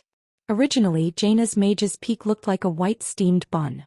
It was big and white, but now it looked black. It was like a black cornbread made from the skin of wheat. Duque's heart ached when he saw it. So he eagerly went to Duque Xianxia and made a small request. The Alliance's hero squad started setting up camp. It was a large lava pillar that rose from the ground all the way to the top of the lava. Close to 30 people from the hero squad set up camp around the pillar. When it came to enjoyment, Duque was definitely at the level of corruption and depravity. He could make things difficult for anyone but himself. Duque chanted an incantation, and according to the small authority he got from Xianxia, he made the land that was already occupied by water elementals spurt out a small spring. Duque grasped the air with his left hand, and pure arcane energy ground the pillar at high speed. The base of the pillar, which was originally sloping at a 45-degree angle, was forcefully carved out into terraced ponds that looked like terraces. Duque waved his right hand and a strong wind blew, sending the ground sand and stones flying. When the clean and warm spring water filled the ponds, the heroines all let out sounds of admiration. Wow! It's so beautiful! Look at this side of the pond. It's actually been polished so smoothly and there's not a single scratch. Yes. Duque, if you can't continue being a mage, you can consider becoming a craftsman in my palace. It had to be said that a place that was like a hot spring park was definitely a great miracle in the molten core, which was filled with lava, sparks and hot air. Duque had used his memories of the hot spring hotel he had been to before he transmigrated to create a battlefield hot spring park, and it easily won the favor of all the heroines. Women were born with a love for beauty. Even if they had to stick dust on for the sake of battle and make themselves dusty, their love for beauty would only grow stronger. When the hot spring was built, they erected a tall wall according to their request. After Jaina set up a magical formation to prevent prying eyes, the women shouted and rushed into the hot spring area. Just as Dooku was about to follow them in, the pitiful Dooku was rejected at the door. "It's not just us sisters who are here," Wuxia said with her hands on her hips. "Duque, it might not be a good idea for you to come," Kalia said softly. Queen Sylvie was the simplest. She immediately put up a sign written in the common language at the door: "Perverts and Duque are not allowed in." Chapter 1154. Duque was depressed. "I can barely fight the molten core and I still have to help you queens make a hot spring. Don't tell me I won't get any benefits after that? Is that even possible? Sometimes men were creatures that courted death. The more they can't get, the more they want." Duque didn't even think about doing anything at first. He just used invisibility. "Cause trouble. Cause trouble. Today I will establish myself as the queen of the harem." Duque tiptoed around the sign that symbolized humiliation, and quickly and quietly snuck in. The wall at the entrance was erected by Duque, so how could he not leave a back door for himself? With a light press, a beautiful revolving door appeared on the seemingly intact wall. Unexpectedly, as soon as Duque flipped in, a magical message came: in the hot spring, the girls were chattering and teasing. Men were discussing women. Women were evaluating men. This was a truth that would never change throughout the ages. "Will Duque sneak in?" Kalia asked her sisters in a low voice. All of them answered in unison: "Definitely." Queen Sylvanas added, "I know that guy won't be able to hold it in. But don't worry, the wind will tell me he's coming." "Sister Sylvanas, are you going to deal with him?" Wuxia asked. "Of course. We can't give in to that guy too much or he'll have no bottom line." Queen Sylvanas was resolute. "I was thinking if Duque sneaks in, should I shout no, to lighten the mood, or don't stop, to provoke him?" Tyrant cupped her face, which always looked pure and holy no matter what time it was. Her words caused a few of the thin-skinned fellows to blush. Female drivers can't afford to get hurt while racing. However, unexpectedly, even after the girls finished bathing and playing, Duque still didn't come. "Did anyone see Duque? What happened?" Jaina asked the people around her after coming out. Ronan, who was in charge of the portal, replied, "Master? He seems to have something urgent and went back through the portal." "Urgent? What kind of urgent matter would make the commander of the Alliance personally rush over?" Needless to say, it was an urgent matter. Black Rock Mountain was littered with corpses. The blood that should flow had long since dried up. The violent heat roasted everything that came close, regardless of whether they were alive or dead. There were thousands of orc corpses, but none of them had their backs facing the Black Rock Tower. There was not a single wound on their backs. All of them had died because their bodies had been torn apart by a powerful force. In the distance was a vast and boundless crimson plain. Nearby, a small branch of the tribe was desperately running towards the plains at the foot of the mountain. Their mounts, the Velociraptor, had long since died on the mountain, leaving only a few trolls carrying a few burly figures on the crudest stretchers. One of the orcs on the stretcher was clearly covered in wounds, but he was still shouting at the top of his lungs, "Put me down! Put me down! I'm going to fight it out with those bastards." "What are you going to do?" "You're courting death. So be it. I've had enough. I've had enough. Woking, leave me behind. Let me complete the last glory of the orcs." Grom, who was wrapped like a dumpling on the stretcher, struggled with all his might. Was that a roar? Was it a cry? Was it a plea? Even Grom Hellscream himself was confused. Glory? Is it the tribe's glory to be wiped out in Blackwing's nest? Didn't your dead friend Orgrim try to retreat back then? Good. You orcs are brave enough. Then I, Woking, will be the coward who ran away. Let me tell you, Grom, even if I have to bear the consequences, I will protect you from the Black Dragon and send you back to Sar alive. No. Sar. No, I can't face Sar. 3,000 elites were wiped out. It's my fault. It's all my fault. Grom's tears flowed down his face. It was no longer possible to tell which part of his face was blood, which was tears and which was sweat. Shut up, Grom. We agreed to punish the traitors. Even if we are guilty, Sar and I are also guilty. The key now is to leave here alive and think of a way to take revenge. Woking held a spear at the back of the team. His injuries were not light either. His left arm was torn off from his elbow. If it was any other race, this would be a lifelong disability. Woking was a troll. In theory, as long as his head and heart were not injured and with enough nutrition and time, he could infinitely recover. Thus, after a bloody battle, everyone's injuries were about the same, but Woking's condition was the best. Revenge? How? There's a magic array here. All teleportation and magic messages have been disrupted, but I sent out a distress flare as agreed. Now we can only hope that the Alliance will keep their promise and send a rescue team to save us. At this point, Woking's mouth was full of bitterness. The tribe that was once incomparably powerful now had to ask for help from their former enemy. This could not be more ironic. Suddenly, a terrifying roar came from behind them. Roar. It was the roar of an ancient beast. Grom was in despair. Damn it. That thing actually chased us out. It's over. Unless the Alliance gathers all the strong ones, there's no way they can compete with it. Not only Grom but even Woking was in despair. He looked back and finally stopped. Yes. It's too late. Even if the Alliance bandits saw our flare when the distress signal is sent out, they can organize a rescue team to come over. They can probably pick up our bones. A giant red beast rushed out from the Black Rock Mountain toward the gate of the burning steps. It spread its huge red wings and soared into the sky. With just a few flaps, the shadow of its wings had already covered the tribal chiefs. It was an incredibly powerful primordial red dragon. His eyes were bloodshot as he stared at Woking and his men. Strange things also happened at this time. It was clearly the most terrifying pursuer and one of the main culprits of the destruction of the 3,000 elite orcs, but its words were filled with the darkest despair. Oh, no. Go away. Leave me. I can't control myself anymore.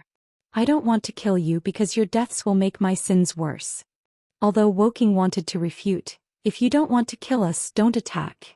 But Woking knew that the actions of the red dragon had nothing to do with its will. It was also a tragic existence. Its name was the Fallen Valistaz.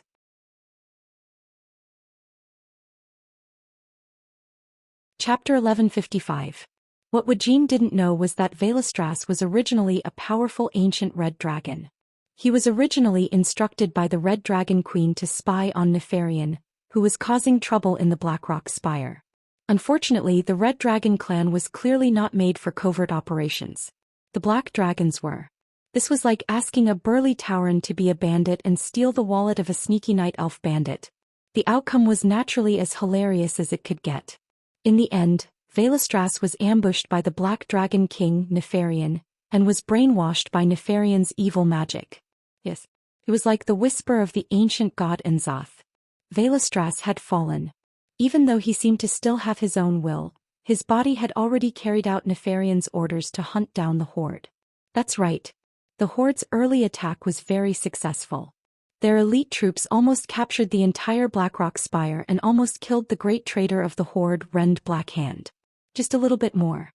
Rend fled to another place called Blackwing's Nest in a panic, and the Horde elites led by Grom chased after him. Then all of a sudden he encountered this powerful and terrifying immemorial red dragon. In the midst of the chaotic battle, the huge and oppressive body of the red dragon suddenly appeared. Valistraz's first dragon breath severely injured the Tauren chief Cairn Bloodhoof, who was at the front, followed by Grom and Varrock Salyafar. Wajin was forced to lead everyone to retreat. If Wajin was a traveler with the surname Du, he would have retreated immediately. Because even though he was seriously injured in the ambush and only had 1/3 of his HP left, Valistraz still had nearly twice the HP of Baron Geddon, who was killed by Duque not long ago. And the fallen Valistraz was originally the most famous gold recycling machine in the game. This was because he had caused countless teams to be wiped out in front of him. He had made players kneel at his feet and had their progress blocked to the point where they wished they were dead. Countless guilds had disbanded because of this. He was both a super boss and an existence that carried the resentment of countless players. At this moment, in a place with no cover, they encountered a terrifying crimson dragon that was half a step into the demigod realm. Even the strong-willed Wuxia and Grom could not help but feel despair. Grom suddenly sighed dejectedly. "Ah, Woking. I really want to see the day when the tribe is truly revived." Wuxia smiled bitterly. "Me too. Was this the darkness caused by the loss of all the flags? Was this the last sound of the tribal horn? Or was it the despair of having no way out?" The sky was so bleak that not a single cloud could be seen. The land was barren and lifeless. Looking in all directions, he could not see the slightest bit of hope. Grom stared blankly at the sky. "Bastard Duque, I don't want to owe you a debt in hell." All of a sudden, Lord Howl felt as if he had seen something in the sky above him. Is that a black dot? Or is it a bloodstain left on his eyeball? Grom struggled to open his eyes and was shocked to find that the black dot seemed to be growing at an unimaginable speed. In less than a second, it became a behemoth that occupied his entire field of vision. This is Roar. A dragon's roar that seemed to come from ancient times shook the eardrums of every tribal warrior. Wuxia raised his head in shock and glanced at it, then closed his eyes in pain. Because that was the color of the enemy, black. No one knew how many warriors of the tribes had died under the claws and mouths of those young dragons with black wings. Crimson Dragon and Black Dragon, does the goddess of fate think that we are not dying fast enough? Suddenly Wuxia laughed wildly. His laughter was full of desolation. His two white curved tusks trembled under the sun as if he was laughing at himself. At the very last moment, a shocking change that none of the warriors of the tribe had expected happened without any warning. "Roar, you? Xianxia? Why are you? Foolish degenerate. You don't deserve to call my name." "Xianxia?" Everyone in the tribe was dumbfounded. In their memory, wasn't this female black dragon who stirred up trouble in Stormwind City and almost made it to the upper echelons of the alliance sealed by Duque? Without giving them the time to react, the two ancient dragons, one red and one black, who were definitely the largest in terms of size, actually started fighting fiercely in the sky behind the tribe's small team. The fallen red dragon, Veristaz, spat a mouthful of dragon breath at Xianxia. Unexpectedly, the black dragon, who seemed to be injured as well, nimbly dodged to the side, perfectly dodging the flames of the dragon breath. Even though the fallen red dragon had turned its long snake-shaped neck to face the black dragon princess halfway, the black dragon princess still dodged the dragon's breath as if she had foreseen it. Taking advantage of the fact that the crimson dragon had yet to recover from the aftershock of the dragon's breath, Xianxia, who was also a dragon, knew the weaknesses of her kind the best, and seized this rare opportunity to suddenly accelerate to the extreme. Her back was almost touching Velastra's lower abdomen, and her claws swept past. In a battle between dragons, it was absolutely a taboo to send one's back to the enemy's claws. However, if there was a powerful dragon knight on the dragon's back, then it was a different story. A golden holy light that could not be emitted from the black dragon suddenly dazzled the eyes of everyone in the tribe. Duque's divine sword? As old comrades, Grom, Wuxia and Kane, who had just woken up from a coma, would never mistake it for someone else. As far as they knew, there were only 3 divine-level swords in the alliance. Perhaps they would mistake Ashbringer and Quel'Thazaram, but they would never mistake Duque's dried tofu. Because Duque's divine sword was too sharp, completely different from the 2 door-like double-edged swords. In that case, could it be? The experts of the Horde suddenly realized that Xianxia, one of the core leaders of their former enemies, seemed to be on their side now. This answer sounded ridiculous, but it was extremely close to the truth. Xianxia and Duque's cooperation had already severely injured Veristaz in the first attack. "Xianxia, thank you. Although I don't know why you are helping them, you have lightened my sins." The fallen red dragon sighed a little untimely as it began to retreat under the command of Nefarian's soul. Duque pulled Xianxia's reins. "Stop chasing. You don't want to face your brother in this state." Chapter 1156. Woo Woo. A huge dragon with a mouthful of fierce teeth let out a low cry like that of a small animal. This scene was as strange as it could be. The other side muttered, "I don't have the face to see other people of my race. What a disgrace." On one side, the giant black dragon was obediently descending from the sky, and the tribal chiefs were very conflicted. If they hadn't clearly seen that the one sitting on the back of the dragon was Duque, Duque was holding a long dark blue magic rein, and the black dragon's chest had the insignia of the Alliance and the Marcus family, they would have probably turned around and run. Even so, the other troll warriors couldn't help but tighten their grip on the weapons in their hands when they saw such an enormous beast sweep away the sand and pebbles, and when she looked at them with her fierce and vivid golden eyes. Grom actually wanted to run, not because he was afraid of death but because he was ashamed. Looking at Duque, who jumped down from the back of the black dragon, Lord Howl's rough mouth with fangs wriggled for a long time, and finally looked straight into Duque's eyes. "Seems I owe you another life. If you were an orc, you would have earned my life and loyalty." Duque shrugged. "Unfortunately, I'm not." Wajin quickly interrupted. "Did you know that Nefarian was in Blackwing's nest?" Wajin did not want to raise such a question, but Grom felt that he owed Duque too much. If a veteran expert like Grom made a big event that crossed races and factions to join the human race, it would be very, very troublesome. Even as wise as Wajin was, the only way he could think of was to interrupt. Duque turned to look at Wajin and sighed. "I know that Nefarian, the king of the Black Dragons, is standing behind Rend Blackhand, but according to my understanding of Nefarian, coupled with Onyxia's testimony, I think that unless someone fought in front of Nefarian's highest throne in Blackwing's nest, with his pride he would never personally attack anyone." Wajin was suddenly speechless, unable to say anything else. At this time Grom, who was still on the stretcher, waved his hand. "Enough. Woking. I was clear about my identity and the mission on my shoulders. No matter what happened, the fact that the Black Hand brothers had betrayed the tribe was still an ironclad fact. Besides, the Alliance is using the Horde to restrain Nefarian. Aren't we also using the Alliance to deal with Ragnaros?" Grom's open and above-board words made Wajin feel as if his neck was being choked, and he was unable to speak for a long time. In the end, he could only let out a long sigh. Grom gritted his teeth in pain. "The Horde needs the Alliance's power and the Alliance needs the Horde's power. Please help the tribe this time and the tribe will definitely repay you. As for me, as long as I succeed, I won't even frown even if I have to incinerate my soul." A man, a real man, a spit, a nail. Even though Duque had expected this, he was still moved by Grom's request. Duque smiled and reached out his hand to shake Grom's huge and scarred hand. "Welcome back to the Alliance and the Horde." At this moment Dworkin and Kane were visibly relieved. In any case, with the support of the Alliance, at least the situation would not collapse.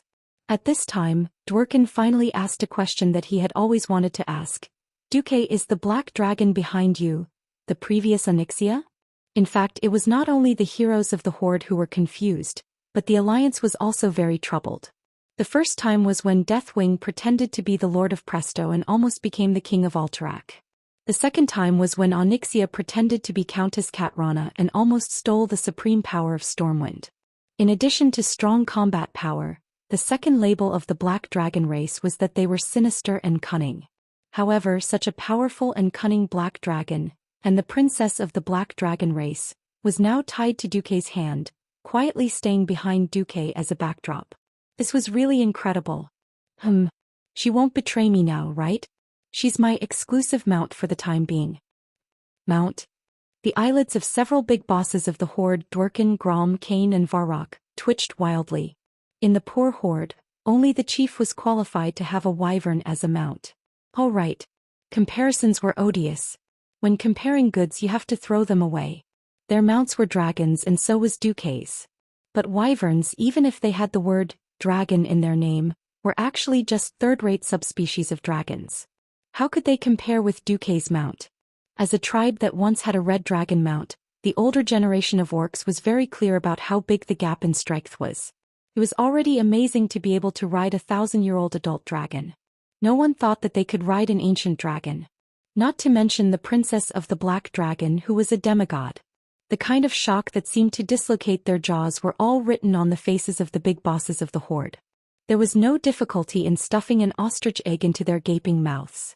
At this time, a terrible draconic aura rose behind Duque. "You bastard. When did I recognize you as my master? Don't think too highly of yourself. I just deceived you and took the opportunity to heal my wounds. Today I will take this opportunity to rebel." Before the princess of the Black Dragon could finish her declaration of rebellion, a huge arcane energy palm descended from the sky and directly pressed Onyxia's dragon head, pressing her dragon mouth to the ground. For a moment Wuxia felt that Onyxia actually wanted to resist. She was on par with Velastras and dodged the dragon breath that was as fast as a gust of wind, but in front of Duke she felt an inexplicable sense of awe. Be it her reaction or movement, she was clearly slower than Duke. The result of her hesitation was that her huge dragon head was pressed down by the magic hand and kept rubbing on the ground. Bastard master. You will regret it. You will definitely regret it. Onyxia seemed to be struggling uncontrollably, and did not notice that the way she addressed Duke had changed. Hey, do you really want to rebel? You're going to tear down the tiles if you don't get a beating for 3 days? Today I will let you have a taste of the dragon taming whip. Duke raised his hand and a special 9-tailed whip appeared. It was hard to imagine that such a huge black dragon would show a timid expression in front of a small 9-tailed whip that was less than half a meter long. Don't hit me. I'm sorry. Master Duke, I'm sorry, I was wrong. The huge black dragon whimpered like a small animal. Chapter 1157. Under the watchful eyes of the horde powerhouses, the huge black dragon shrank rapidly. Under the effect of ultimate transformation, in just a second, the black dragon disappeared and was replaced by a timid noblewoman. She clutched her red dress with both hands and bit her lower lip. Her beautiful face was full of a pitiful expression. She was so pitiful.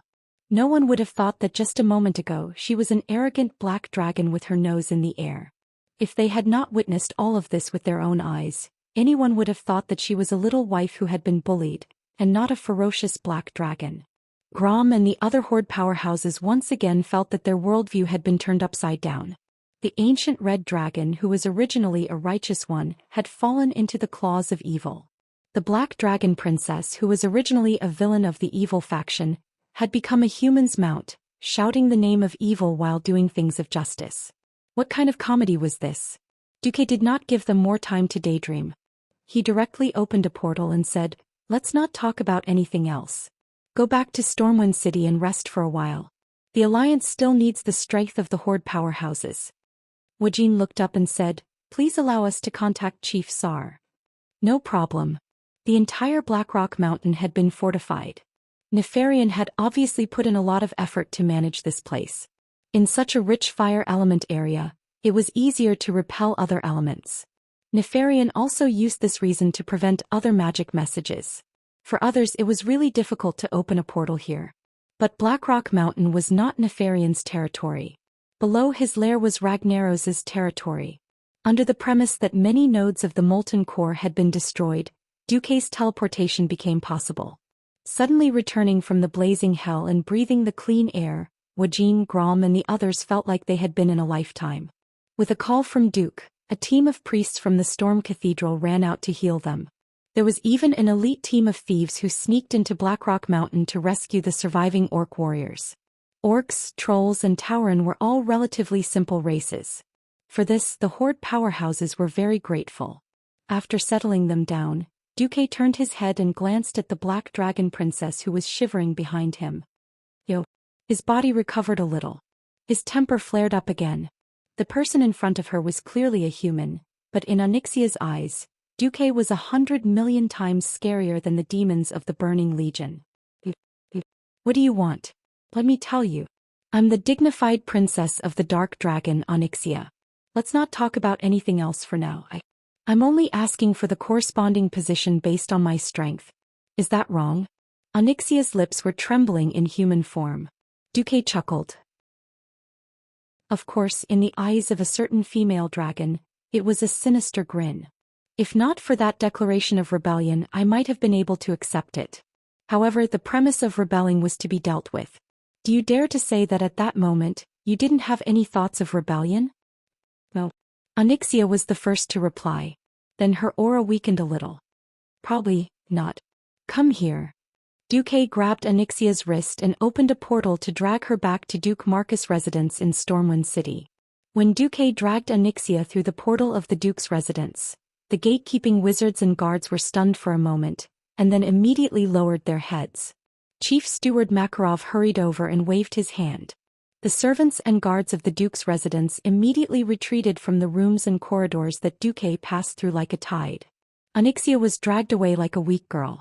She seemed to have forgotten that even in her human form, she still had the power of a dragon that could kill mortals in seconds. In her perception, Duque's strength was so insignificant that she could tear this seemingly weak human wizard into pieces with just a little bit of force. She knew very well what would happen to her if she followed him.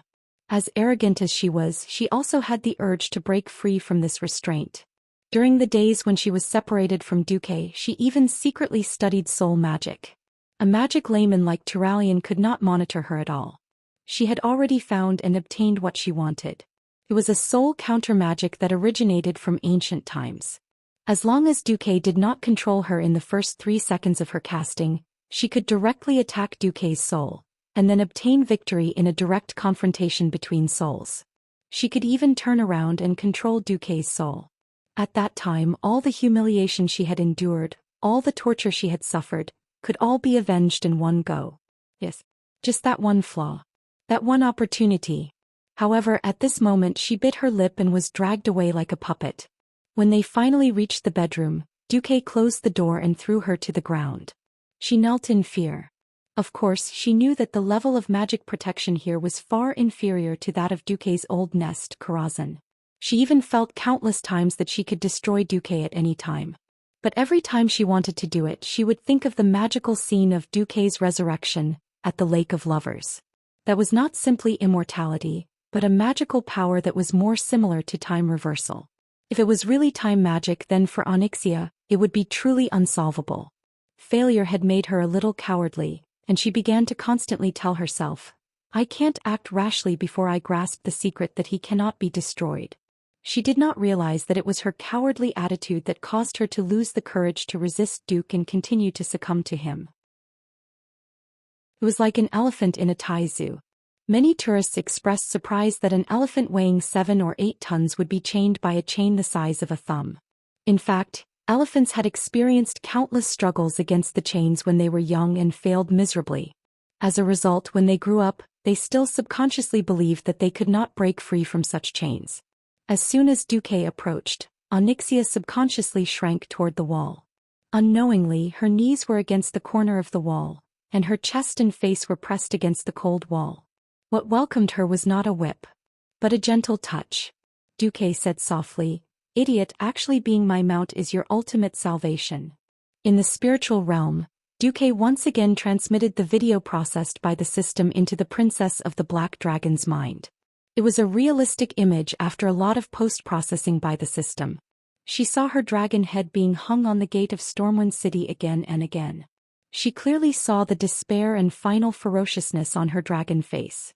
Is this my ultimate fate in other timelines?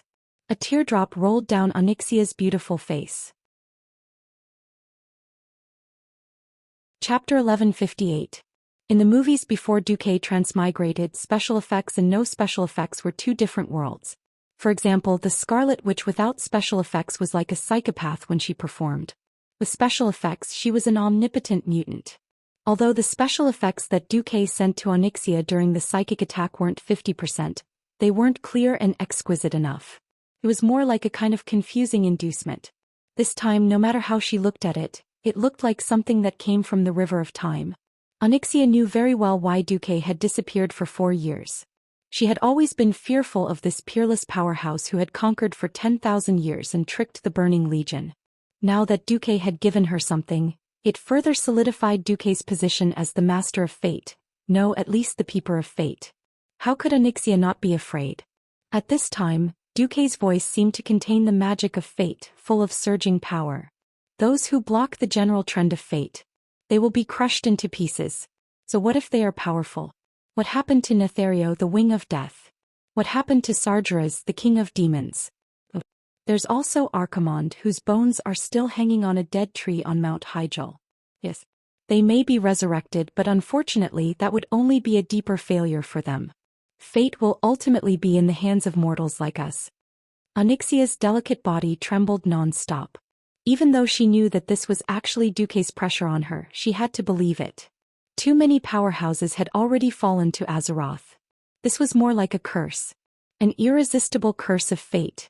Xianxia felt as if she could hardly breathe, as if she had returned to the moment when she was struggling for her life in the twilight forest. Pain. Despair. Helplessness. She knew that Duque's words were more like a trap to deliberately make her sink and give up on herself. But she always felt that as long as she still wanted to live, it would be impossible to escape from Duque's clutches. Her body had recovered a lot, but she didn't have the courage. The short period of freedom he had in the watchtower when he had nothing better to do was more like the last illusion before he sank into oblivion. Xianxia suddenly understood why her mother had been hiding from her father all her life even though she was so powerful. With the left side of her face pressed against the cold wall, Xianxia's sexy red lips spat out a sentence. Black dragons don't believe in feelings nor do they believe in promises. However, if a female dragon were to be bitten on the back of the neck, that is fatal no matter how unwilling she is, she would give up resisting and recognize the other party as her conqueror. She would even be willing to bear the other party's children. After saying that, Xianxia silently twisted her neck, making her fair neck look even more slender. Duque understood tacitly and gently pushed aside Xianxia's cloud-like black hair that fell on her shoulders. Then he revealed his white teeth and gently bit the back of Xianxia's neck. That soft texture made it impossible to imagine that this was actually the neck of an extremely sinister and cruel black dragon. Xianxia's body trembled and another drop of dragon's tear slipped down her face. However, when the dragon-taming whip penetrated the dragon's cave with ease, Xianxia suddenly let out a long and relieved dragon roar. Hoo hoo hoo. From now on you're my mount. If you mess around in the alliance it's like slapping my face. I won't let you go. If you really do something that I can't protect you from, I can only let the other powerhouses hang your head at the gate of Storm City. You may meet your big brother soon. He and I are not on the same side. Very good. Come, take my 256 styles of dragon taming whip first. Woo woo, both of them couldn't sleep the whole night. At noon, Duque met Wuxia and the others. These guys actually became energetic.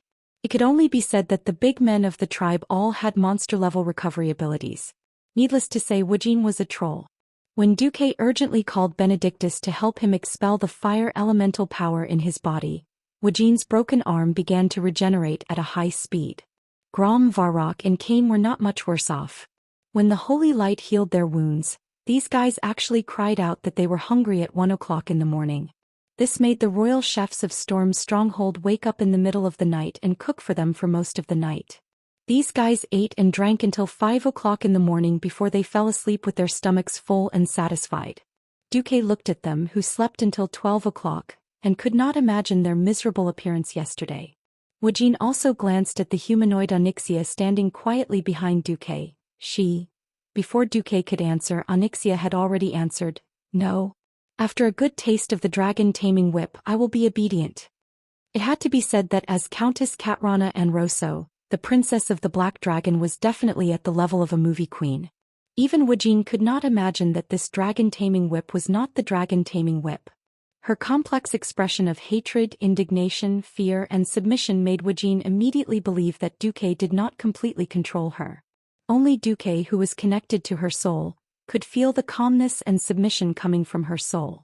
Grom stepped forward.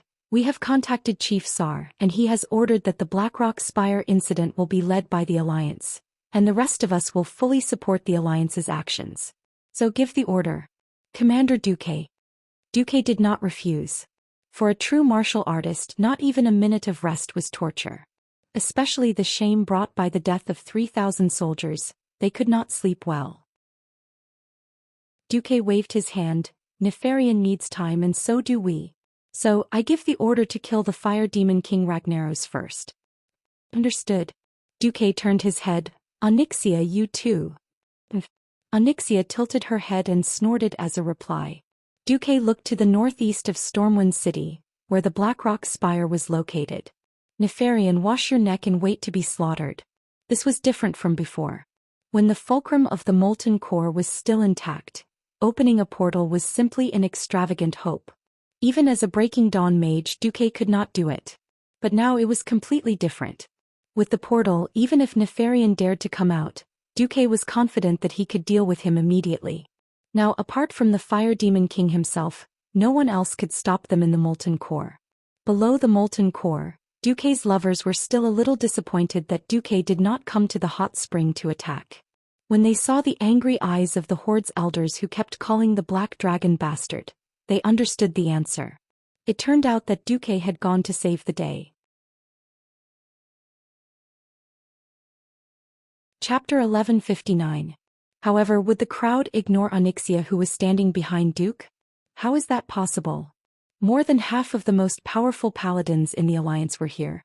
Almost as soon as Xianxia stepped through the portal, they sensed the presence of the Black Dragon Princess. Unexpectedly, they did not sense a strong evil aura or will. Of course, the dragon race did not rely on dark energy to survive. But the Black Dragon Princess who appeared in front of them at this moment had completely subverted their impression.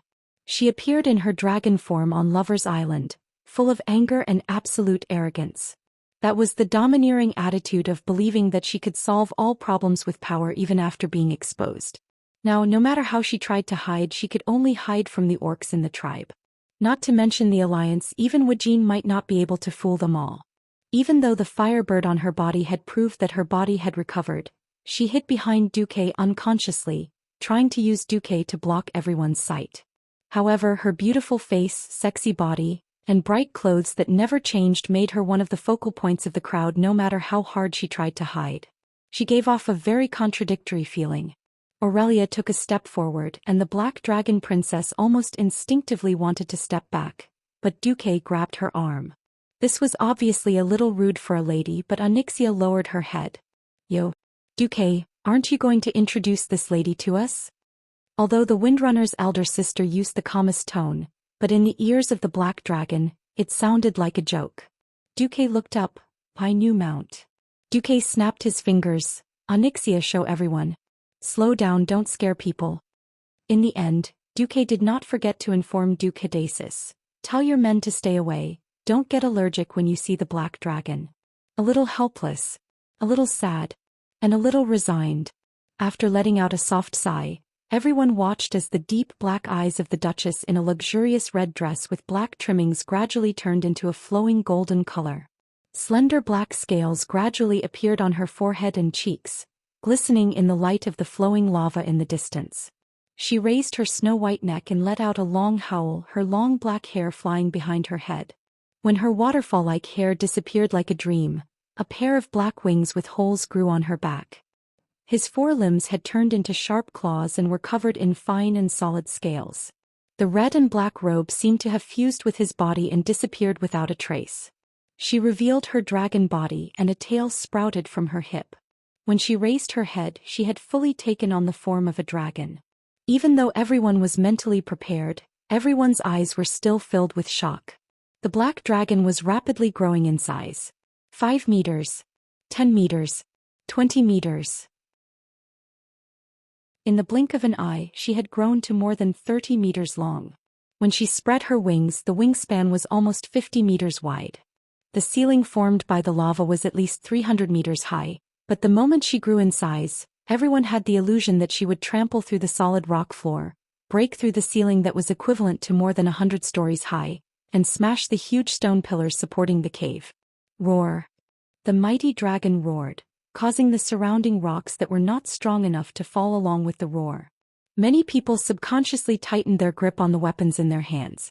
But in the next moment, the dumbfounded Alliance heroes were amused by Xianxia's equipment. The tailor-made armor on her chest with the emblems of the Alliance and the Marcus family was fine, but the most amusing thing was still the seat at the back of her neck and the long reins. It seemed that Duque had treated the dignified Black Dragon Princess as a large griffin. "Queen," she walked up and put one hand on Duque's shoulder. "What a great mount. My dear Duque, why don't you give her to me?" Before Duque could reply, Xianxia had already let out a roar and spoke in the common tongue.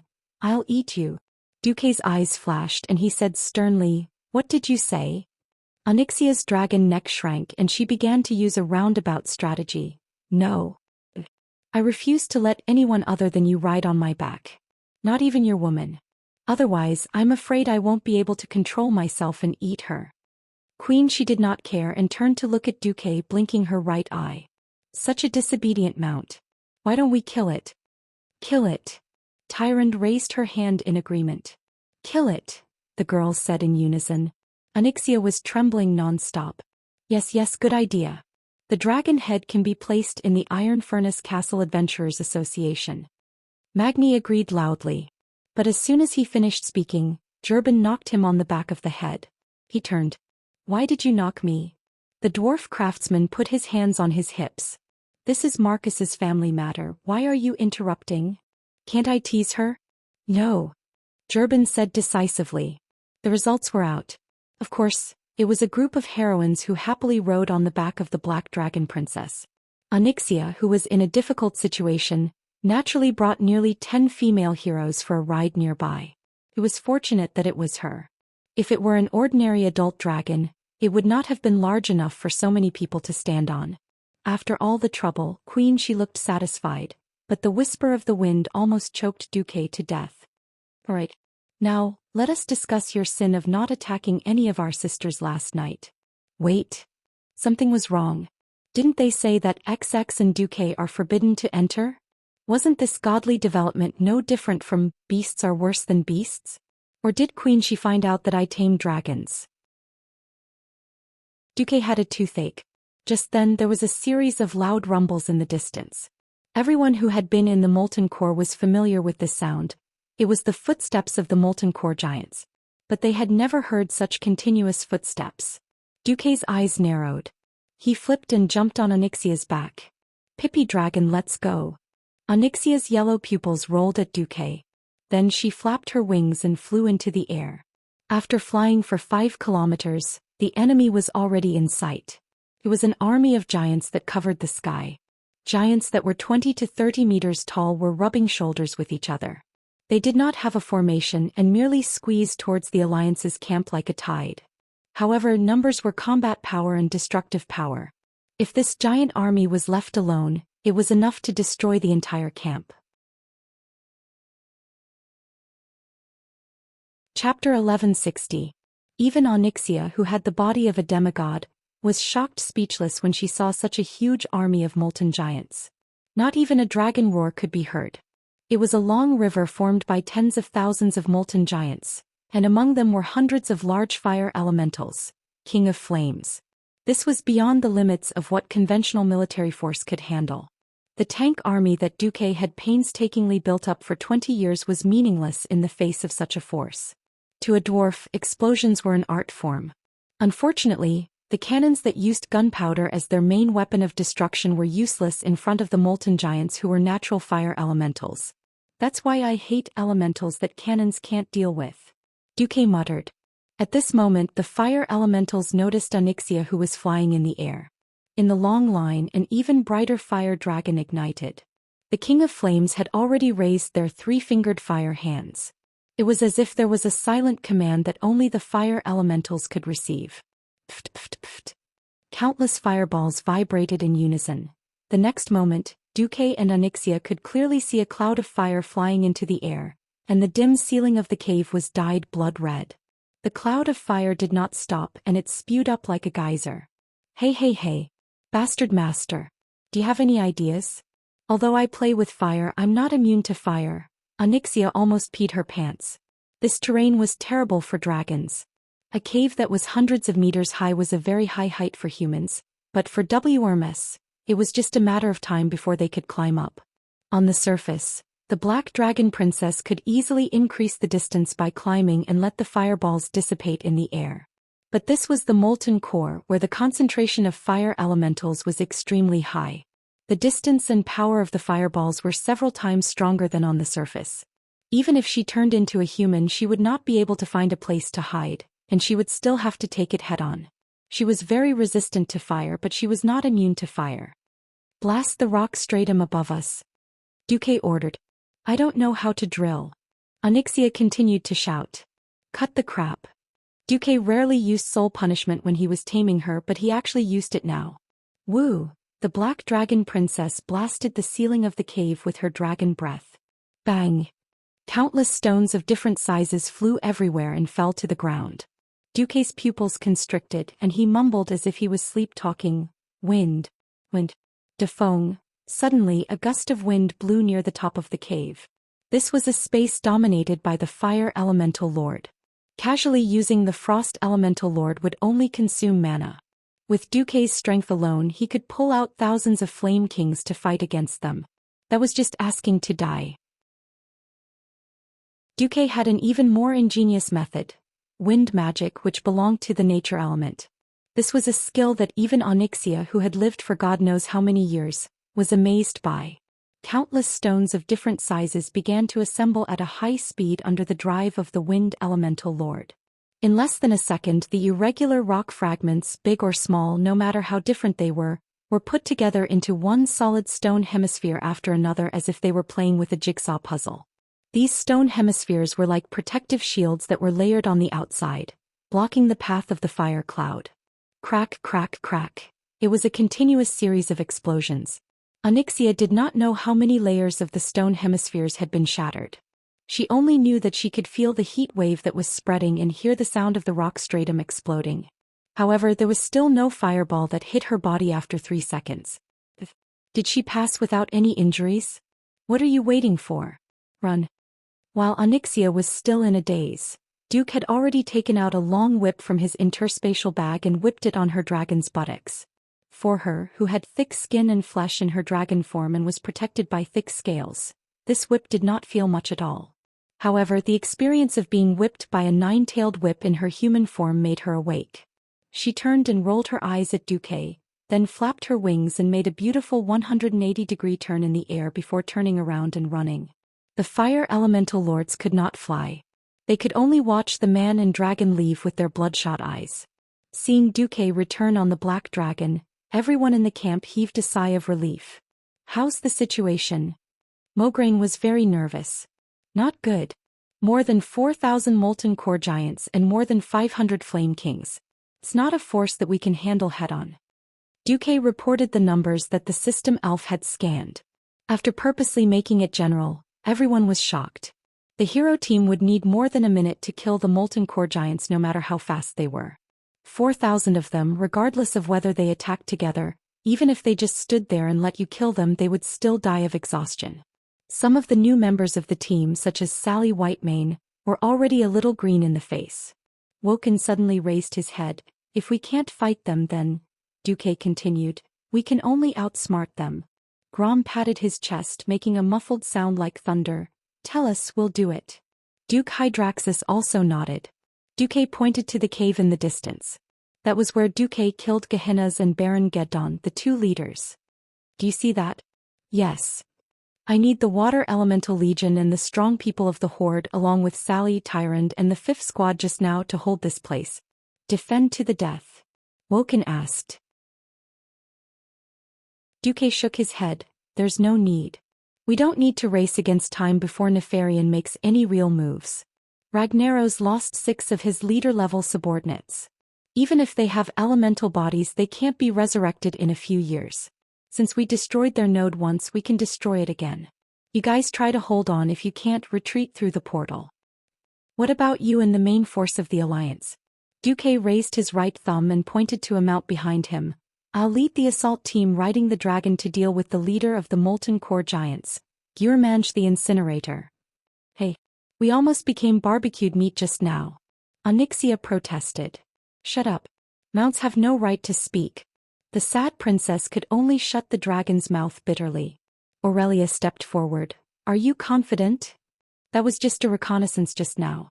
I was caught off guard by accident. 10 minutes later, Onyxia carried more than 20 people through the previous area again, but this time it was much safer, because Duque had created many phantom images of the black dragon in advance and rushed to the front.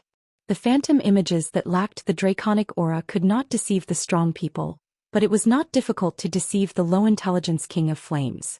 Looking at the countless fireballs in the air, it was more like watching a fireworks show that had nothing to do with them. Chapter 1161. Seeing Onyxia's powerful and agile figure gradually disappear into the distance, Grom's ambition seemed to be ignited. I don't know why, but I just think of my old friend Zulu Hid. Although the beastmen of the Dragonmaw clan had used dishonorable means to control the Red Dragon clan, That was a glorious era when beastmen could also become dragon knights and conquer the sky. It wasn't like now where everyone could feel the withering of the tribe's talents. Most of the older generation of orcs were killed and the rest were old. Among the new generation of orcs, there were few that Grom looked up to. Only Sal and Wajin were leading the way. Moreover, the professions were very unbalanced. Most of them were melee professions. There were only a few ranged professions and there were no heroes like human priests who could recover. If the tribe fought with the Alliance, as long as the tribe could not kill the Alliance's recovery professions in the first round, it could basically be declared the tribe's failure. In fact, not only Grom but Agrima's great chief Sal was also anxious. The Rustwater conglomerate represented by the goblin trade prince Galavix felt that it was completely unprofitable to trade with the Alliance. After the Shameless Alliance attacked the Booty Bay controlled by the goblins chose to side with the tribe, which Sal accepted without hesitation. The goblins only offset the technological advantage that the gnomes brought to the Alliance. This was far from enough. The tribe seriously lacked magic heroes. At this time, a guest that Sal didn't want to see brought a proposal that he couldn't refuse. When he saw the real guest brought by the guest, Sal trembled and his mouth moved for a long time. Finally, he put his right hand on his chest and bowed. That was the tribe's most ancient etiquette, of course. Grom and the others were still fighting in the molten core and didn't know what was happening far away in Agrima. They had to focus on the battle in front of them. The Tauran chief Cain, who had recovered his spirit, continued to use his terrible momentum to fight against Archimonde. He directly rushed towards the molten core giant that was about to punch him. The difference in size was almost 5 times, but it was the molten core giant that was pushed back. The old bull snorted, "Slag giant, your strength is simply unworthy of the giant name." Grom leaped up high and cleanly slashed the molten core giant's neck with blood howl. If it wasn't a fire elemental creature, this axe alone would have killed it. But it didn't. Even though half of its neck had been chopped off and its head was hanging low, it still swung its arm at Grom, trying to slap him to death. At this moment, a chilling stream of ice rushed into the giant's body, and very craftily entered the giant's body through the wound that Grom had created. The blazing flame heart in the molten core giant's body was instantly extinguished by this cold spring, and the giant suddenly stopped moving. After killing one giant, there would be hundreds and thousands of giants surging over. That kind of continuous pressure, if it was someone with a weak mind, would have easily collapsed. The leader of this group was a peerless expert who had been through a lot. Not enough. Not enough. If you want to punch me, you have to be 10 times stronger. Cain was very excited. In the Battle of Mount Hyjal, he was suppressed by Archimonde, but now the situation was completely reversed.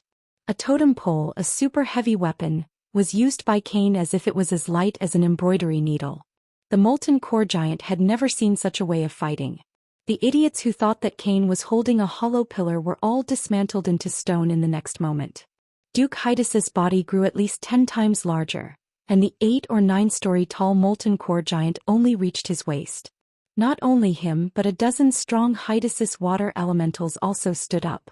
They were no less tall than the molten core giant, and they stood in a neat formation with hundreds of other water elementals, pouring a storm of wind and rain toward the exit of the cave. Soon, everyone realized the benefits of defending the dangerous place. The molten core giants were too huge. Even if they disintegrated into a pile of high-temperature stones after they died, they still quickly blocked the seemingly wide line of defense of 500 meters. The giants at the back had to foolishly climb over the bodies of their dead companions. Wajin shouted, "Don't block the entrance, just let them squeeze like this." This was a place near the first boss of the molten core. A cave with a slightly lower terrain connected the main area to this side. On both sides of the cave were rivers of lava that were difficult to pass through, but this was only for mortals. As one of the fire elemental creatures, the molten core giants did not matter at all. Blocking the cave would instead cause the giants who had nowhere to go to take a detour, causing more pressure on the line of defense. Wajin simply set up a pocket formation, or rather a crane wing formation, while stalling for time to kill the opponent. The situation became tense with the introduction of an elite molten core destroyer into the battlefield. This guy's strength was beyond everyone's expectations, and even Cain had to show some real skills. The two behemoths fought on the blazing ground, turning the sky and earth upside down. If this was a street fight, it was estimated that most of the city would be destroyed in an instant, and several blocks would wail in the flames of destruction. The hard rock ground collapsed inch by inch. Every step of the giant produced blazing flames. Even the fire had a tendency to spread further with the wind. You want to kill me? You're not strong enough. Cain roared. A tauren and a giant, their fierce battle made the ground solid. The ground was like broken waves stacked layer by layer, and there were shocking cracks full of flames everywhere. It was like an active volcano just happened to erupt under their feet. On the other side, Xianxia kept complaining, and the heroes could not help but smile bitterly. Be grateful to be on my dragon's back. If it wasn't for the guidance of fate, you would never have this honor in your lifetime. I'm telling you, don't move or I won't be responsible if you fall. Duque held his forehead. He did not understand why a female black dragon who was born to play tricks would become like this after becoming a mount. Was this arrogance? Or some kind of distortion? Duque did not know, but this might be a good thing. Duque sat on the dragon's back on the dragon's saddle, which was theoretically the dragon's throne. The system kept scanning and finally, a huge red outline of a human figure. The next moment, more red outline monsters entered Duque's vision. Even seeing the 3 red names, Duque still had a confident expression on his face. Found you. Chapter 1162. Hey. Mount northwest by west, fly straight. Duque's words shut Xianxia up. The black dragon princess didn't say anything else and turned to fly. Perhaps it was a tacit understanding from taming dragons. Duque would call her name when he was happy, but when he called her Mount, it meant that Duque was unhappy. If Duque dared to mess around when he was unhappy, he would suffer. Xianxia could ignore anyone else's words, but she had to listen to Duque's. Seeing the smug black dragon almost tucking its tail between its legs, the other experts of the alliance were all snickering. Hee. My axe is already thirsty for more. Magni held an axe in one hand and a hammer in the other. He struck a pose that he thought was very cool, but he almost fell because of a certain dragon's sudden descent. If he wasn't tied up with ropes, Magni Bronzebeard would have been the first dwarf king to fall to his death in the tens of thousands of years of history. After pulling the cursing Magni up, everyone turned to look at Duque. Facing the burning gazes, Duque felt a sense of heroism. The familiar faces overlapped with the epic stories in his mind. At this point in time, they might have died in the original history, or they might have been wronged and wasted their time in the countryside, or they might have fallen helplessly to become the undead and slaves of fate. There were noble kings and queens among them as well as lowly bandit leaders. There were the most noble saints as well as the most depraved villains. Now, because of Duque's stirring of fate, they were all gathered under the same flag under Duque's command. Not only them, but the forces they had were also Duque's chess pieces. At this moment, Duque felt like he was the king of the world. He could cut off the flow with a flick of his whip. Even the sea could evaporate. Even the mountains could be filled up. Duque. A once lowly transmigrator now. None. No. Yes. The flame of passion was rolling in Duque's blood, and the excitement factor spread to every corner of his body. Mograine said sternly, Commander, please give me your orders. The group of high-ranking experts spoke in unison. Please give the order, Duque. He would not pass on this responsibility. I can basically control the fire demon guards. Mages, turn the guy I marked with an arcane spell into a sheep. Jaina asked in surprise, sheep transformation? That's a spell that can only be used on beings with low intelligence. Duque rolled his eyes at her and smiled without saying a word. Duque was clearly saying, is it my fault that those guys are retarded? Jaina laughed and then immediately became serious again. After using polymorph 3 times, the arcana technique's power will weaken. I suggest that you use other types of magic. Then come again. Duque paused. Jaina, Star, Elugia, Flatbread, Ronin, Diamond, and I, Triangle. I'll use polymorph to control one and help kill Aurelia. Mark the monster with Hunter's Mark. Duque raised his hand and marks made of arcana energy appeared on his palm. Yellow stars, orange discs, purple diamonds. Understood. The 3 mages said in unison. Aurelia, mark the biggest one with Hunter's Mark. Leave it to me. The mature female ranger's eyes lit up. Tyrion, control the two dogs. Don't kill them. Okay. Magni, you'll carry number 1 to number 3. Gavin, Rad, number 4 to number 6. Sidan, number 7 and number 8. Understood. The 3 answered in unison. The rest of you fire with all your might. Kill the biggest one, Gearmange the incinerator, then kill number 1 to number 8. Kill the saffron pioneer. Yes. The others answered in unison. At this moment, Onyxia suddenly turned her long dragon neck. Then what about me? How can someone as powerful as me not have an important mission? Duque smiled. It seemed that after biting the back of her neck last night, she had really adapted to her new identity.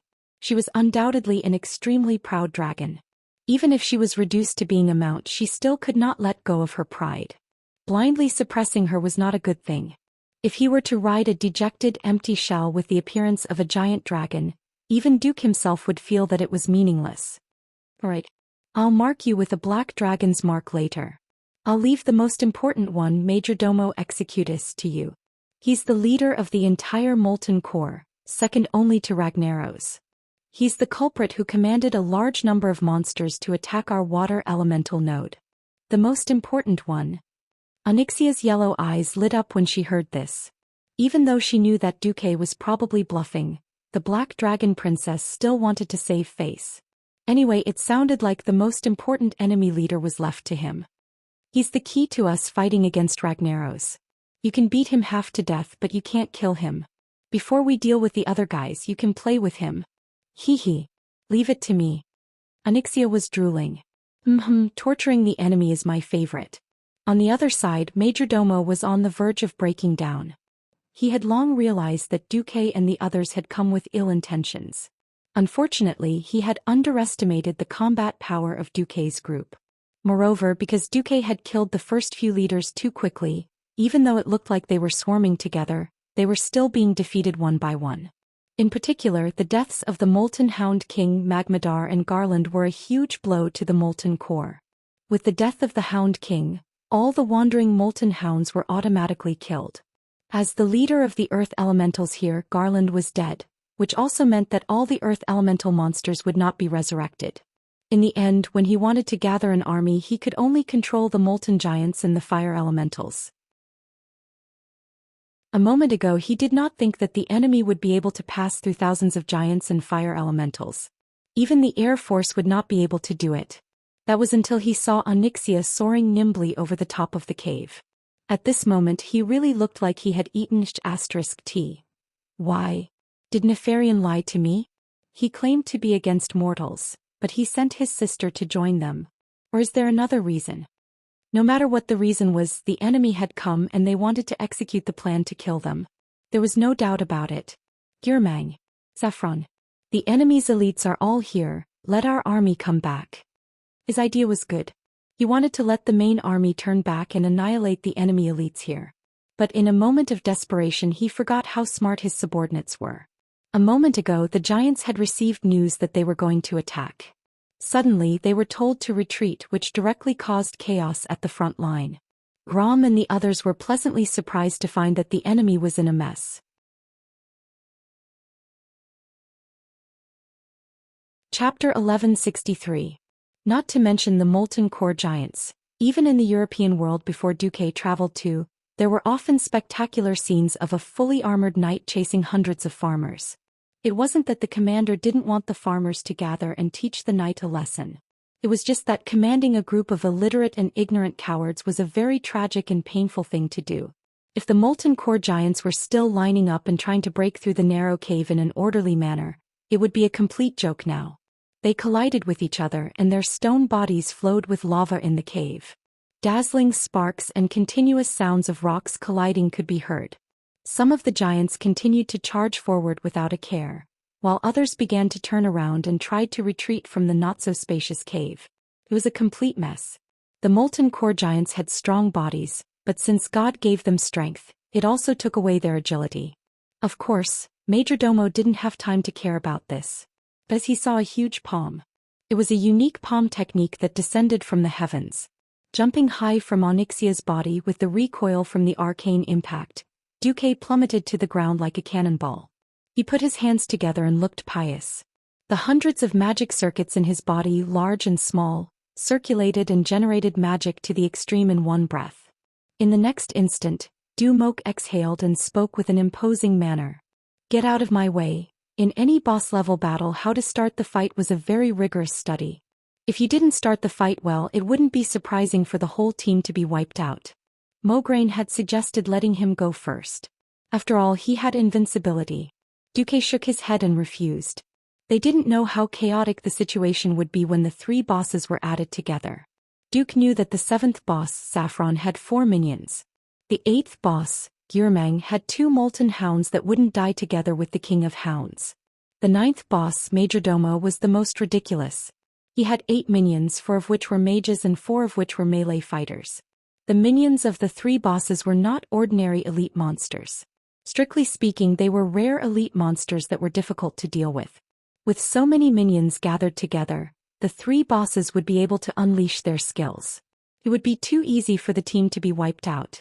Duque could be resurrected, but once his team was destroyed, it would be impossible to assemble another hero team of similar standards. Duque wasn't willing to gamble. Therefore he directly went up himself. This palm strike of Duque's perfectly imitated the stance of the Buddha's palm. Of course, this had nothing to do with Buddhism, Taoism, or martial arts. This was an attack condensed purely from the purest arcane magic. It looked like it was put together, but it was actually extremely violent. The 3 leaders and their guards raised their heads high. Each of them felt an inexplicable throbbing in their hearts. They first stared at Duque, who was descending from the sky, and then looked around one after another. Because the surrounding environment seemed to have suddenly become unfamiliar. This was the molten core, a blazing hell. Everything here was related to fire and heat. In the past hundreds of years, there was not a single existence that was unrelated to fire. The magma was forever boiling. After a little cooling, new ground was formed. Then new magma overflowed and continued to change the geographical environment here. Whether it was the ceiling of the cave that was hundreds of meters high or the solid rock stratum beneath their feet, this place was constantly changing. But what came into view now seemed to be a still world. The fierce wind that emitted the smell of sulfur seemed to be frozen. Every piece of black stone lay there quietly.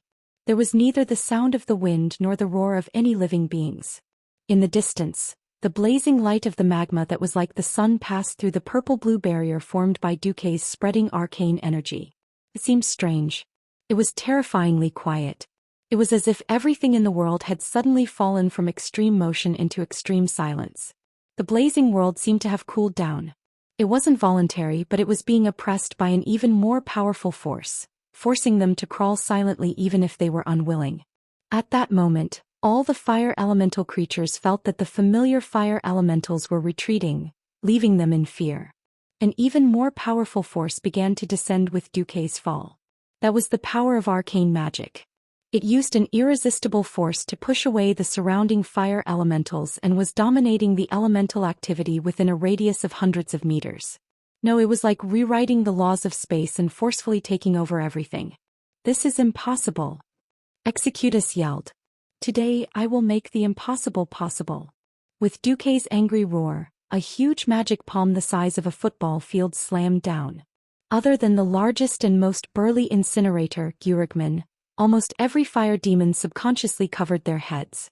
But in the next moment they subconsciously opened their eyes and found that their bodies, which were not light, were scattered by the powerful impact. They couldn't control themselves.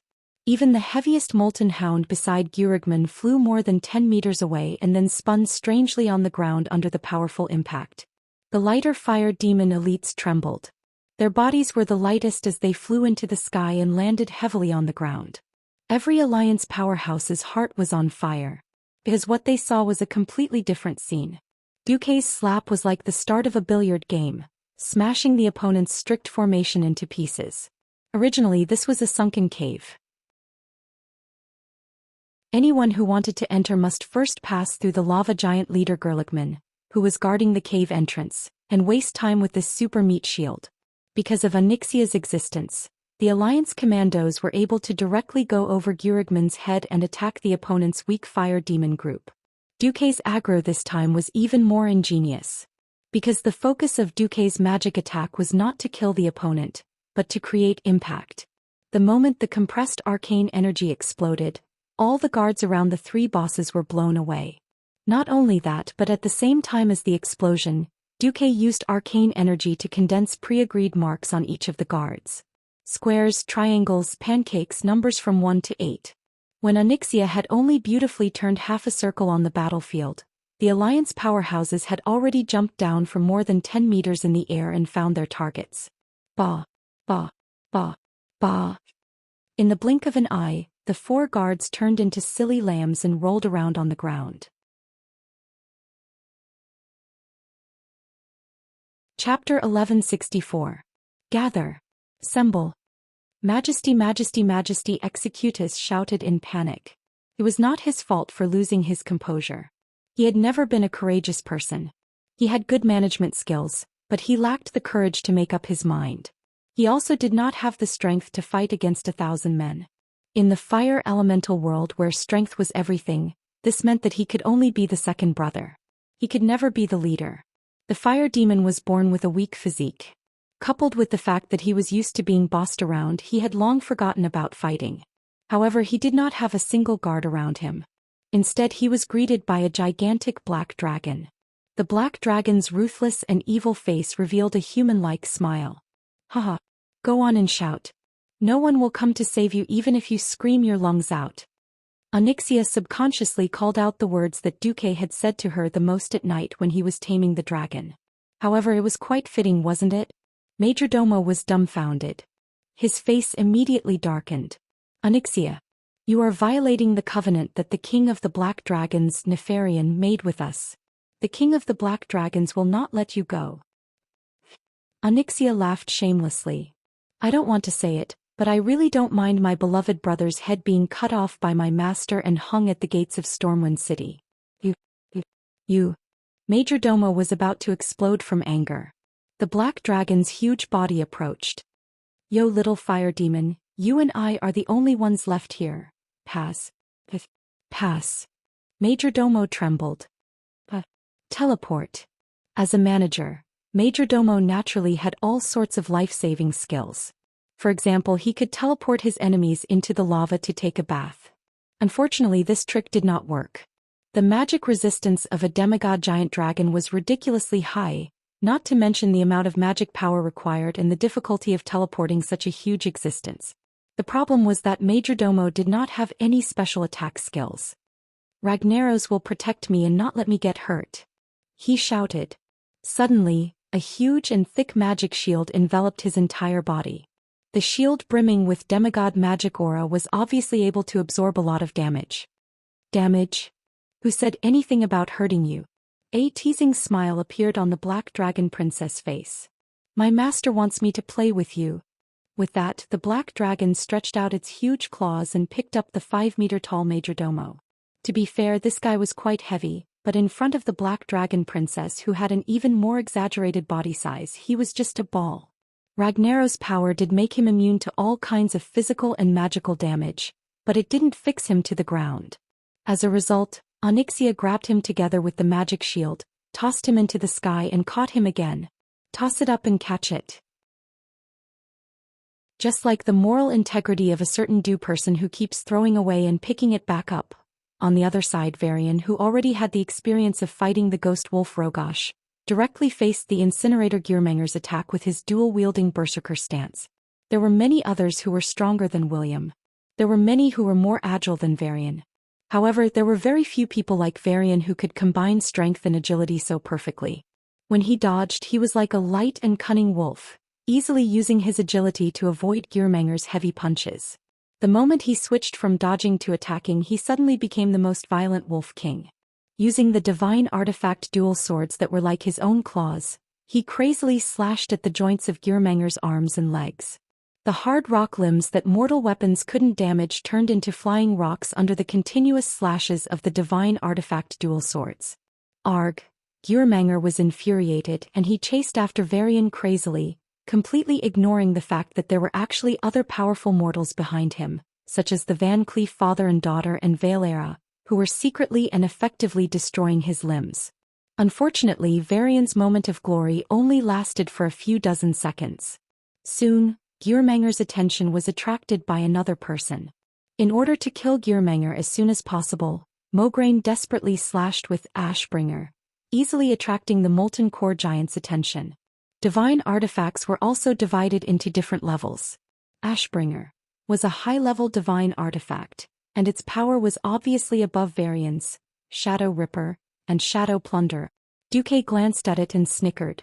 According to the game's terminology, it was OT, which meant that the boss's aggro was out of control. Usually, if the boss attacked and chased after people randomly, the whole team would not be far from being wiped out. However, the people here were all famous and powerful people. As long as they were given enough time, they would even dare to kill the boss by themselves. In the face of Gearmanger's heavy punches and the water tank-sized, flame blast attack, Mograine wasn't alarmed. Instead, he was delighted.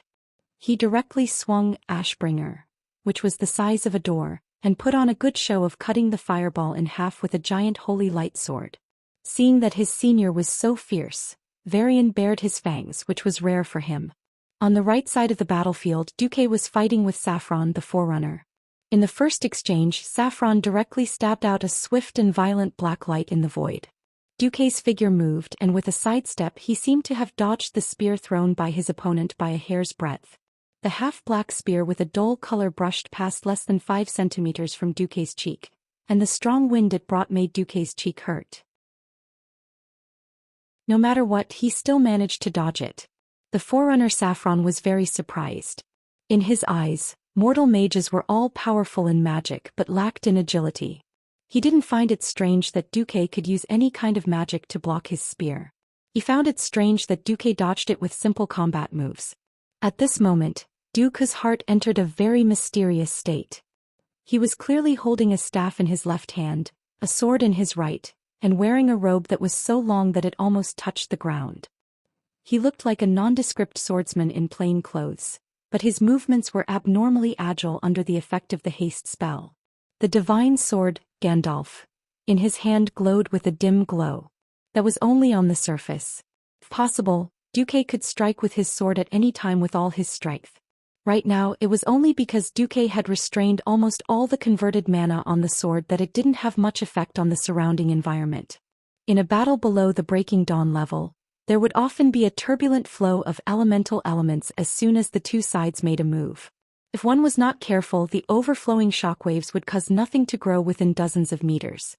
After reaching the Breaking Dawn level, the battle became more low-key and reserved and also more dangerous. The degree of control over mana determined the amount and purity of the mana that could be compressed. It was too easy for a magic sword made of high-purity mana to break the opponent's magic shield.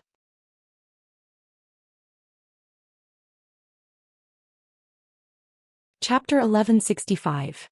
Duque defended more than he attacked because he needed to recover. In order to successfully open up the situation, he almost poured out all his magic power in one go. Even with the speed of a third-class Breaking Dawn mage's magic recovery, it would take a long time. Of course, if Duque could find an opportunity to use the arcane magic recovery spell, Awaken, without getting injured, then it would be a different matter. However, before that, Duque had to give Pioneer Saffron enough pressure. Swoosh, a long, continuous sound of wind breaking rang out under Pioneer Saffron's armpit.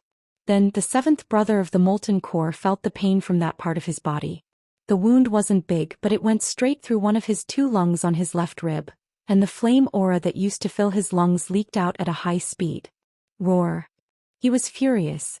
A huge flaming hand suddenly exploded around him, engulfing everything around him. The earth cracked and the solid rock layers exploded into the air in large chunks, turning into smaller rocks, and then turning into powder and dissipating in the air. Unfortunately, he missed. Duque wasn't nearby at all, and even the one holding the dry tofu sword wasn't his main body. Almost at the same time that he let his mirror clone take his sword to work, he directly cast invisibility and ran to the long-range team. The 3 Windrunner sisters looked at Duque, who had slipped here, and stared at each other. How can a weak boy like me go and fight with the enemy's monster leader like an uncouth old man? Dumok confidently said shamelessly. If they hadn't witnessed Duque beating up Nesario and risking his life to destroy Archimonde, anyone would think that Duque was a coward. Queen Sylvia rolled her eyes at Duque. Aurelia, however, said, "Protect Duque." It had nothing to do with life or death, but it was about the recovery of magic power. The Awaken spell that Duque cast used a special method to stimulate the slightly overloaded magic circuit to return to its original position, filling it with a large amount of magic power. This was on the premise that Duque couldn't move, not even a finger, in the state of awakening. Once the casting posture was interrupted prematurely, the loss of magic power for every second of delay in awakening was equivalent to a radiant moon mage casting 1,000 top-notch fireballs. The three sisters who were connected stood in a standard equilateral triangle, firmly protecting Duque in the middle. The 10 seconds of awakening seemed short, but it was also very long. When Duque put down his raised hands, the three sisters secretly heaved a sigh of relief. Aurelia glanced at Pioneer Saffron, who was still foolishly playing hide-and-seek with Duque's mirror clone in the distance, and suddenly sighed. Duque was clearly a mage, but he played like a thief. It was precisely because he was stabbed so hard just now that fellow mistakenly thought that Duque was born for sneak attacks. Just now, when Duque's magic power was all used up, this fellow didn't seize the opportunity to counterattack, and now it has no hope. The main force of the heroes were attacking Gearmanger the Incinerator, and the other warriors and knights who were carrying elite guards did not fall behind. With a glance, Duque knew that everyone was carrying the monsters in name, but in fact they were all secretly killing the monsters. If you, Duque, can carry a boss on your own, then I can kill 1 or 2 rare elites, right? Relying on the long duration of his deity's descent talent, seeing that everyone was almost done fighting, Magni decided to transform. His mountain-like body made of silver metal gave the 3 guards opposite him a fright. It was already too late when they wanted to run. Bam! With a loud sound, Magni directly smashed his hammer on the ground and activated Thunderstrike. The powerful electric currents instantly numbed the bodies of the 3 elite guards. Magni strode forward with his short legs, which were still short even after his enlarged body, and made a beautiful leap, throwing out his Tempest Warhammer in midair. This was the real Azeroth, not that digitalized game. Perhaps non-human creatures had unimaginably tenacious vitality, but as long as their vitals were hit, they would still be heavily injured or even die. After Magni became bigger, the Storm Warhammer that he threw out was also a size bigger. The hammer, which contained the power of heavenly lightning, directly smashed the head of a guard into a rotten watermelon. With a backhand swing, Magni directly chopped off the neck of the guard with the arcane number 2 above his head. Apart from Magni, Gavin Rad and the rest of them also had achievements. Of course, the greatest achievement was still in Duque's hands. The strength of fire demon leaders was based on their seemingly endless skills and spells. For those who were fighting for the first time, every fire demon leader represented the unknown and danger. For Duque, Pioneer Saffron was very familiar with everything. As long as he didn't transcend his fate and create skills that only belonged to him and were unknown to outsiders, he had no secrets from Duque. Dozens of hands of magic floated in midair and rained arcane bullets non-stop. Duque and his dozen illusions ran around Saffron and left all kinds of wounds on the fire demon leader. The new wounds were then exploited by the hands of magic controlled by the system, which deliberately attacked the new wounds to expand their achievements. Throw. Dodged. Roaring Flame Spear. Dodged. Hand of Ragnaros. Duque couldn't do anything about it, but why don't you use your ultimate skills consecutively? In the past 25,000 years, the leaders of the Molten Core, who barely had any battle experience after the War of Domination, mostly only had a few tricks up their sleeves and lacked the ability to adapt. After the veterans of the heroes figured out the pattern, they didn't need Duque's command at all. They kept attacking the enemy with their own understanding and judgment of the battle. Almost at the same time, Gearmang the Incinerator and Pioneer Saffron fell. Manager Majordomo Executus almost pissed his pants when he saw the 2 leaders whom he was most proud of kneeling on the ground. Their 3 elite guards also followed in the footsteps of the 2 leaders after the heroes shifted their firepower. They were all wiped out in a short span of 20 seconds.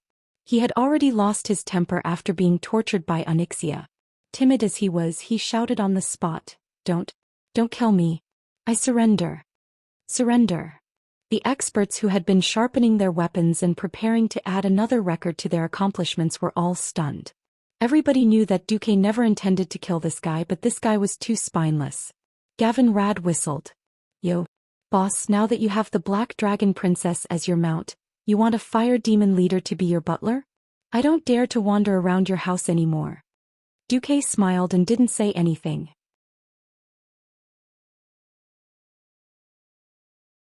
Chapter 1166. Duque waved his hand and the other teams immediately went to work according to the plan.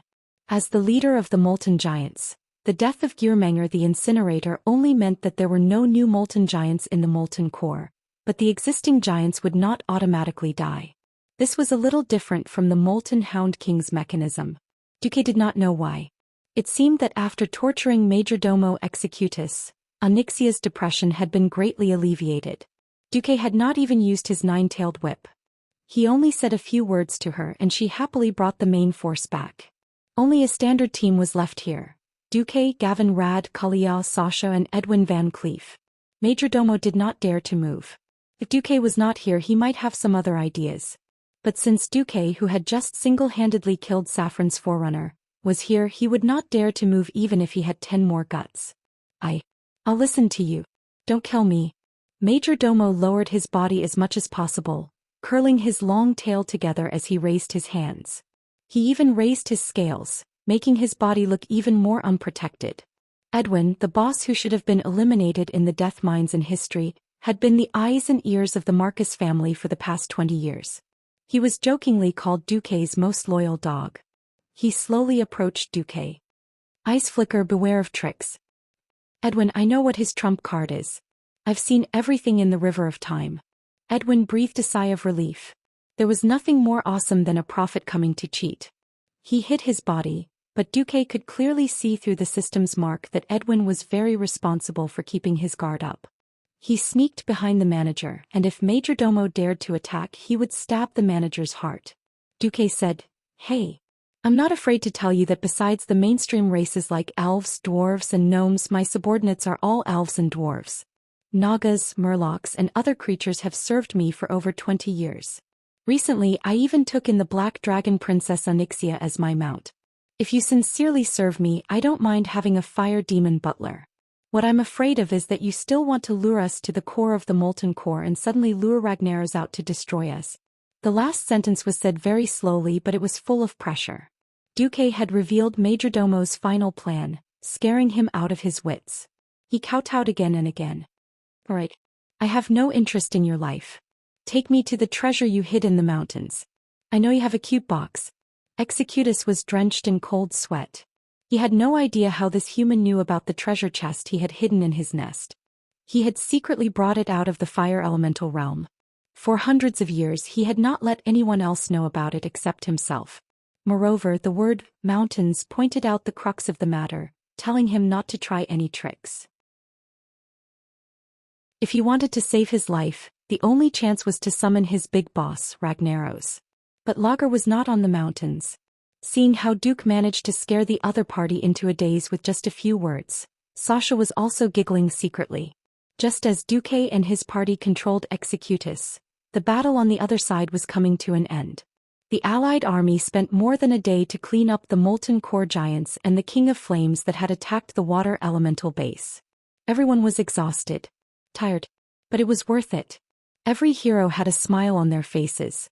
Even the powerhouses of the tribe had temporarily forgotten about the failure of Blackwing's nest and enjoyed the joy of victory. Using wooden wine cups the size of small barrels, they drank the strong liquor that was specially transported from the Iron Stove Castle and laughed heartily. Perhaps only when there was a comparison would one know the difference. Following Duque was a series of victories, and fighting alone was extremely difficult. If it was not for the unforgettable hatred between the Alliance and the Horde, it might have led to deeper cooperation, and it was not impossible for the Horde to join the Alliance. What a pity! Woken sighed. Since Executus was under control, the locations of all the fire runes were clearly marked. There were still many fire elemental monsters blocking the way. In order to save time, Duque let Onyxia carry 2 teams of powerhouses and Duke Hydraxis to extinguish the fire. Since they had practiced many times beforehand and with Duque the master of dispatch, everything seemed so orderly. First, all the fire runes were destroyed to prevent future trouble. Then the heroes advanced, and the elites of the water elemental team followed to clean up the remnants and maintain the safety of the supply line. Finally, the dwarves and gnomes engineering team continued to drive over. During this period, Duke had been squeezing Majordomo's dry goods. How much power has Ragnaros recovered?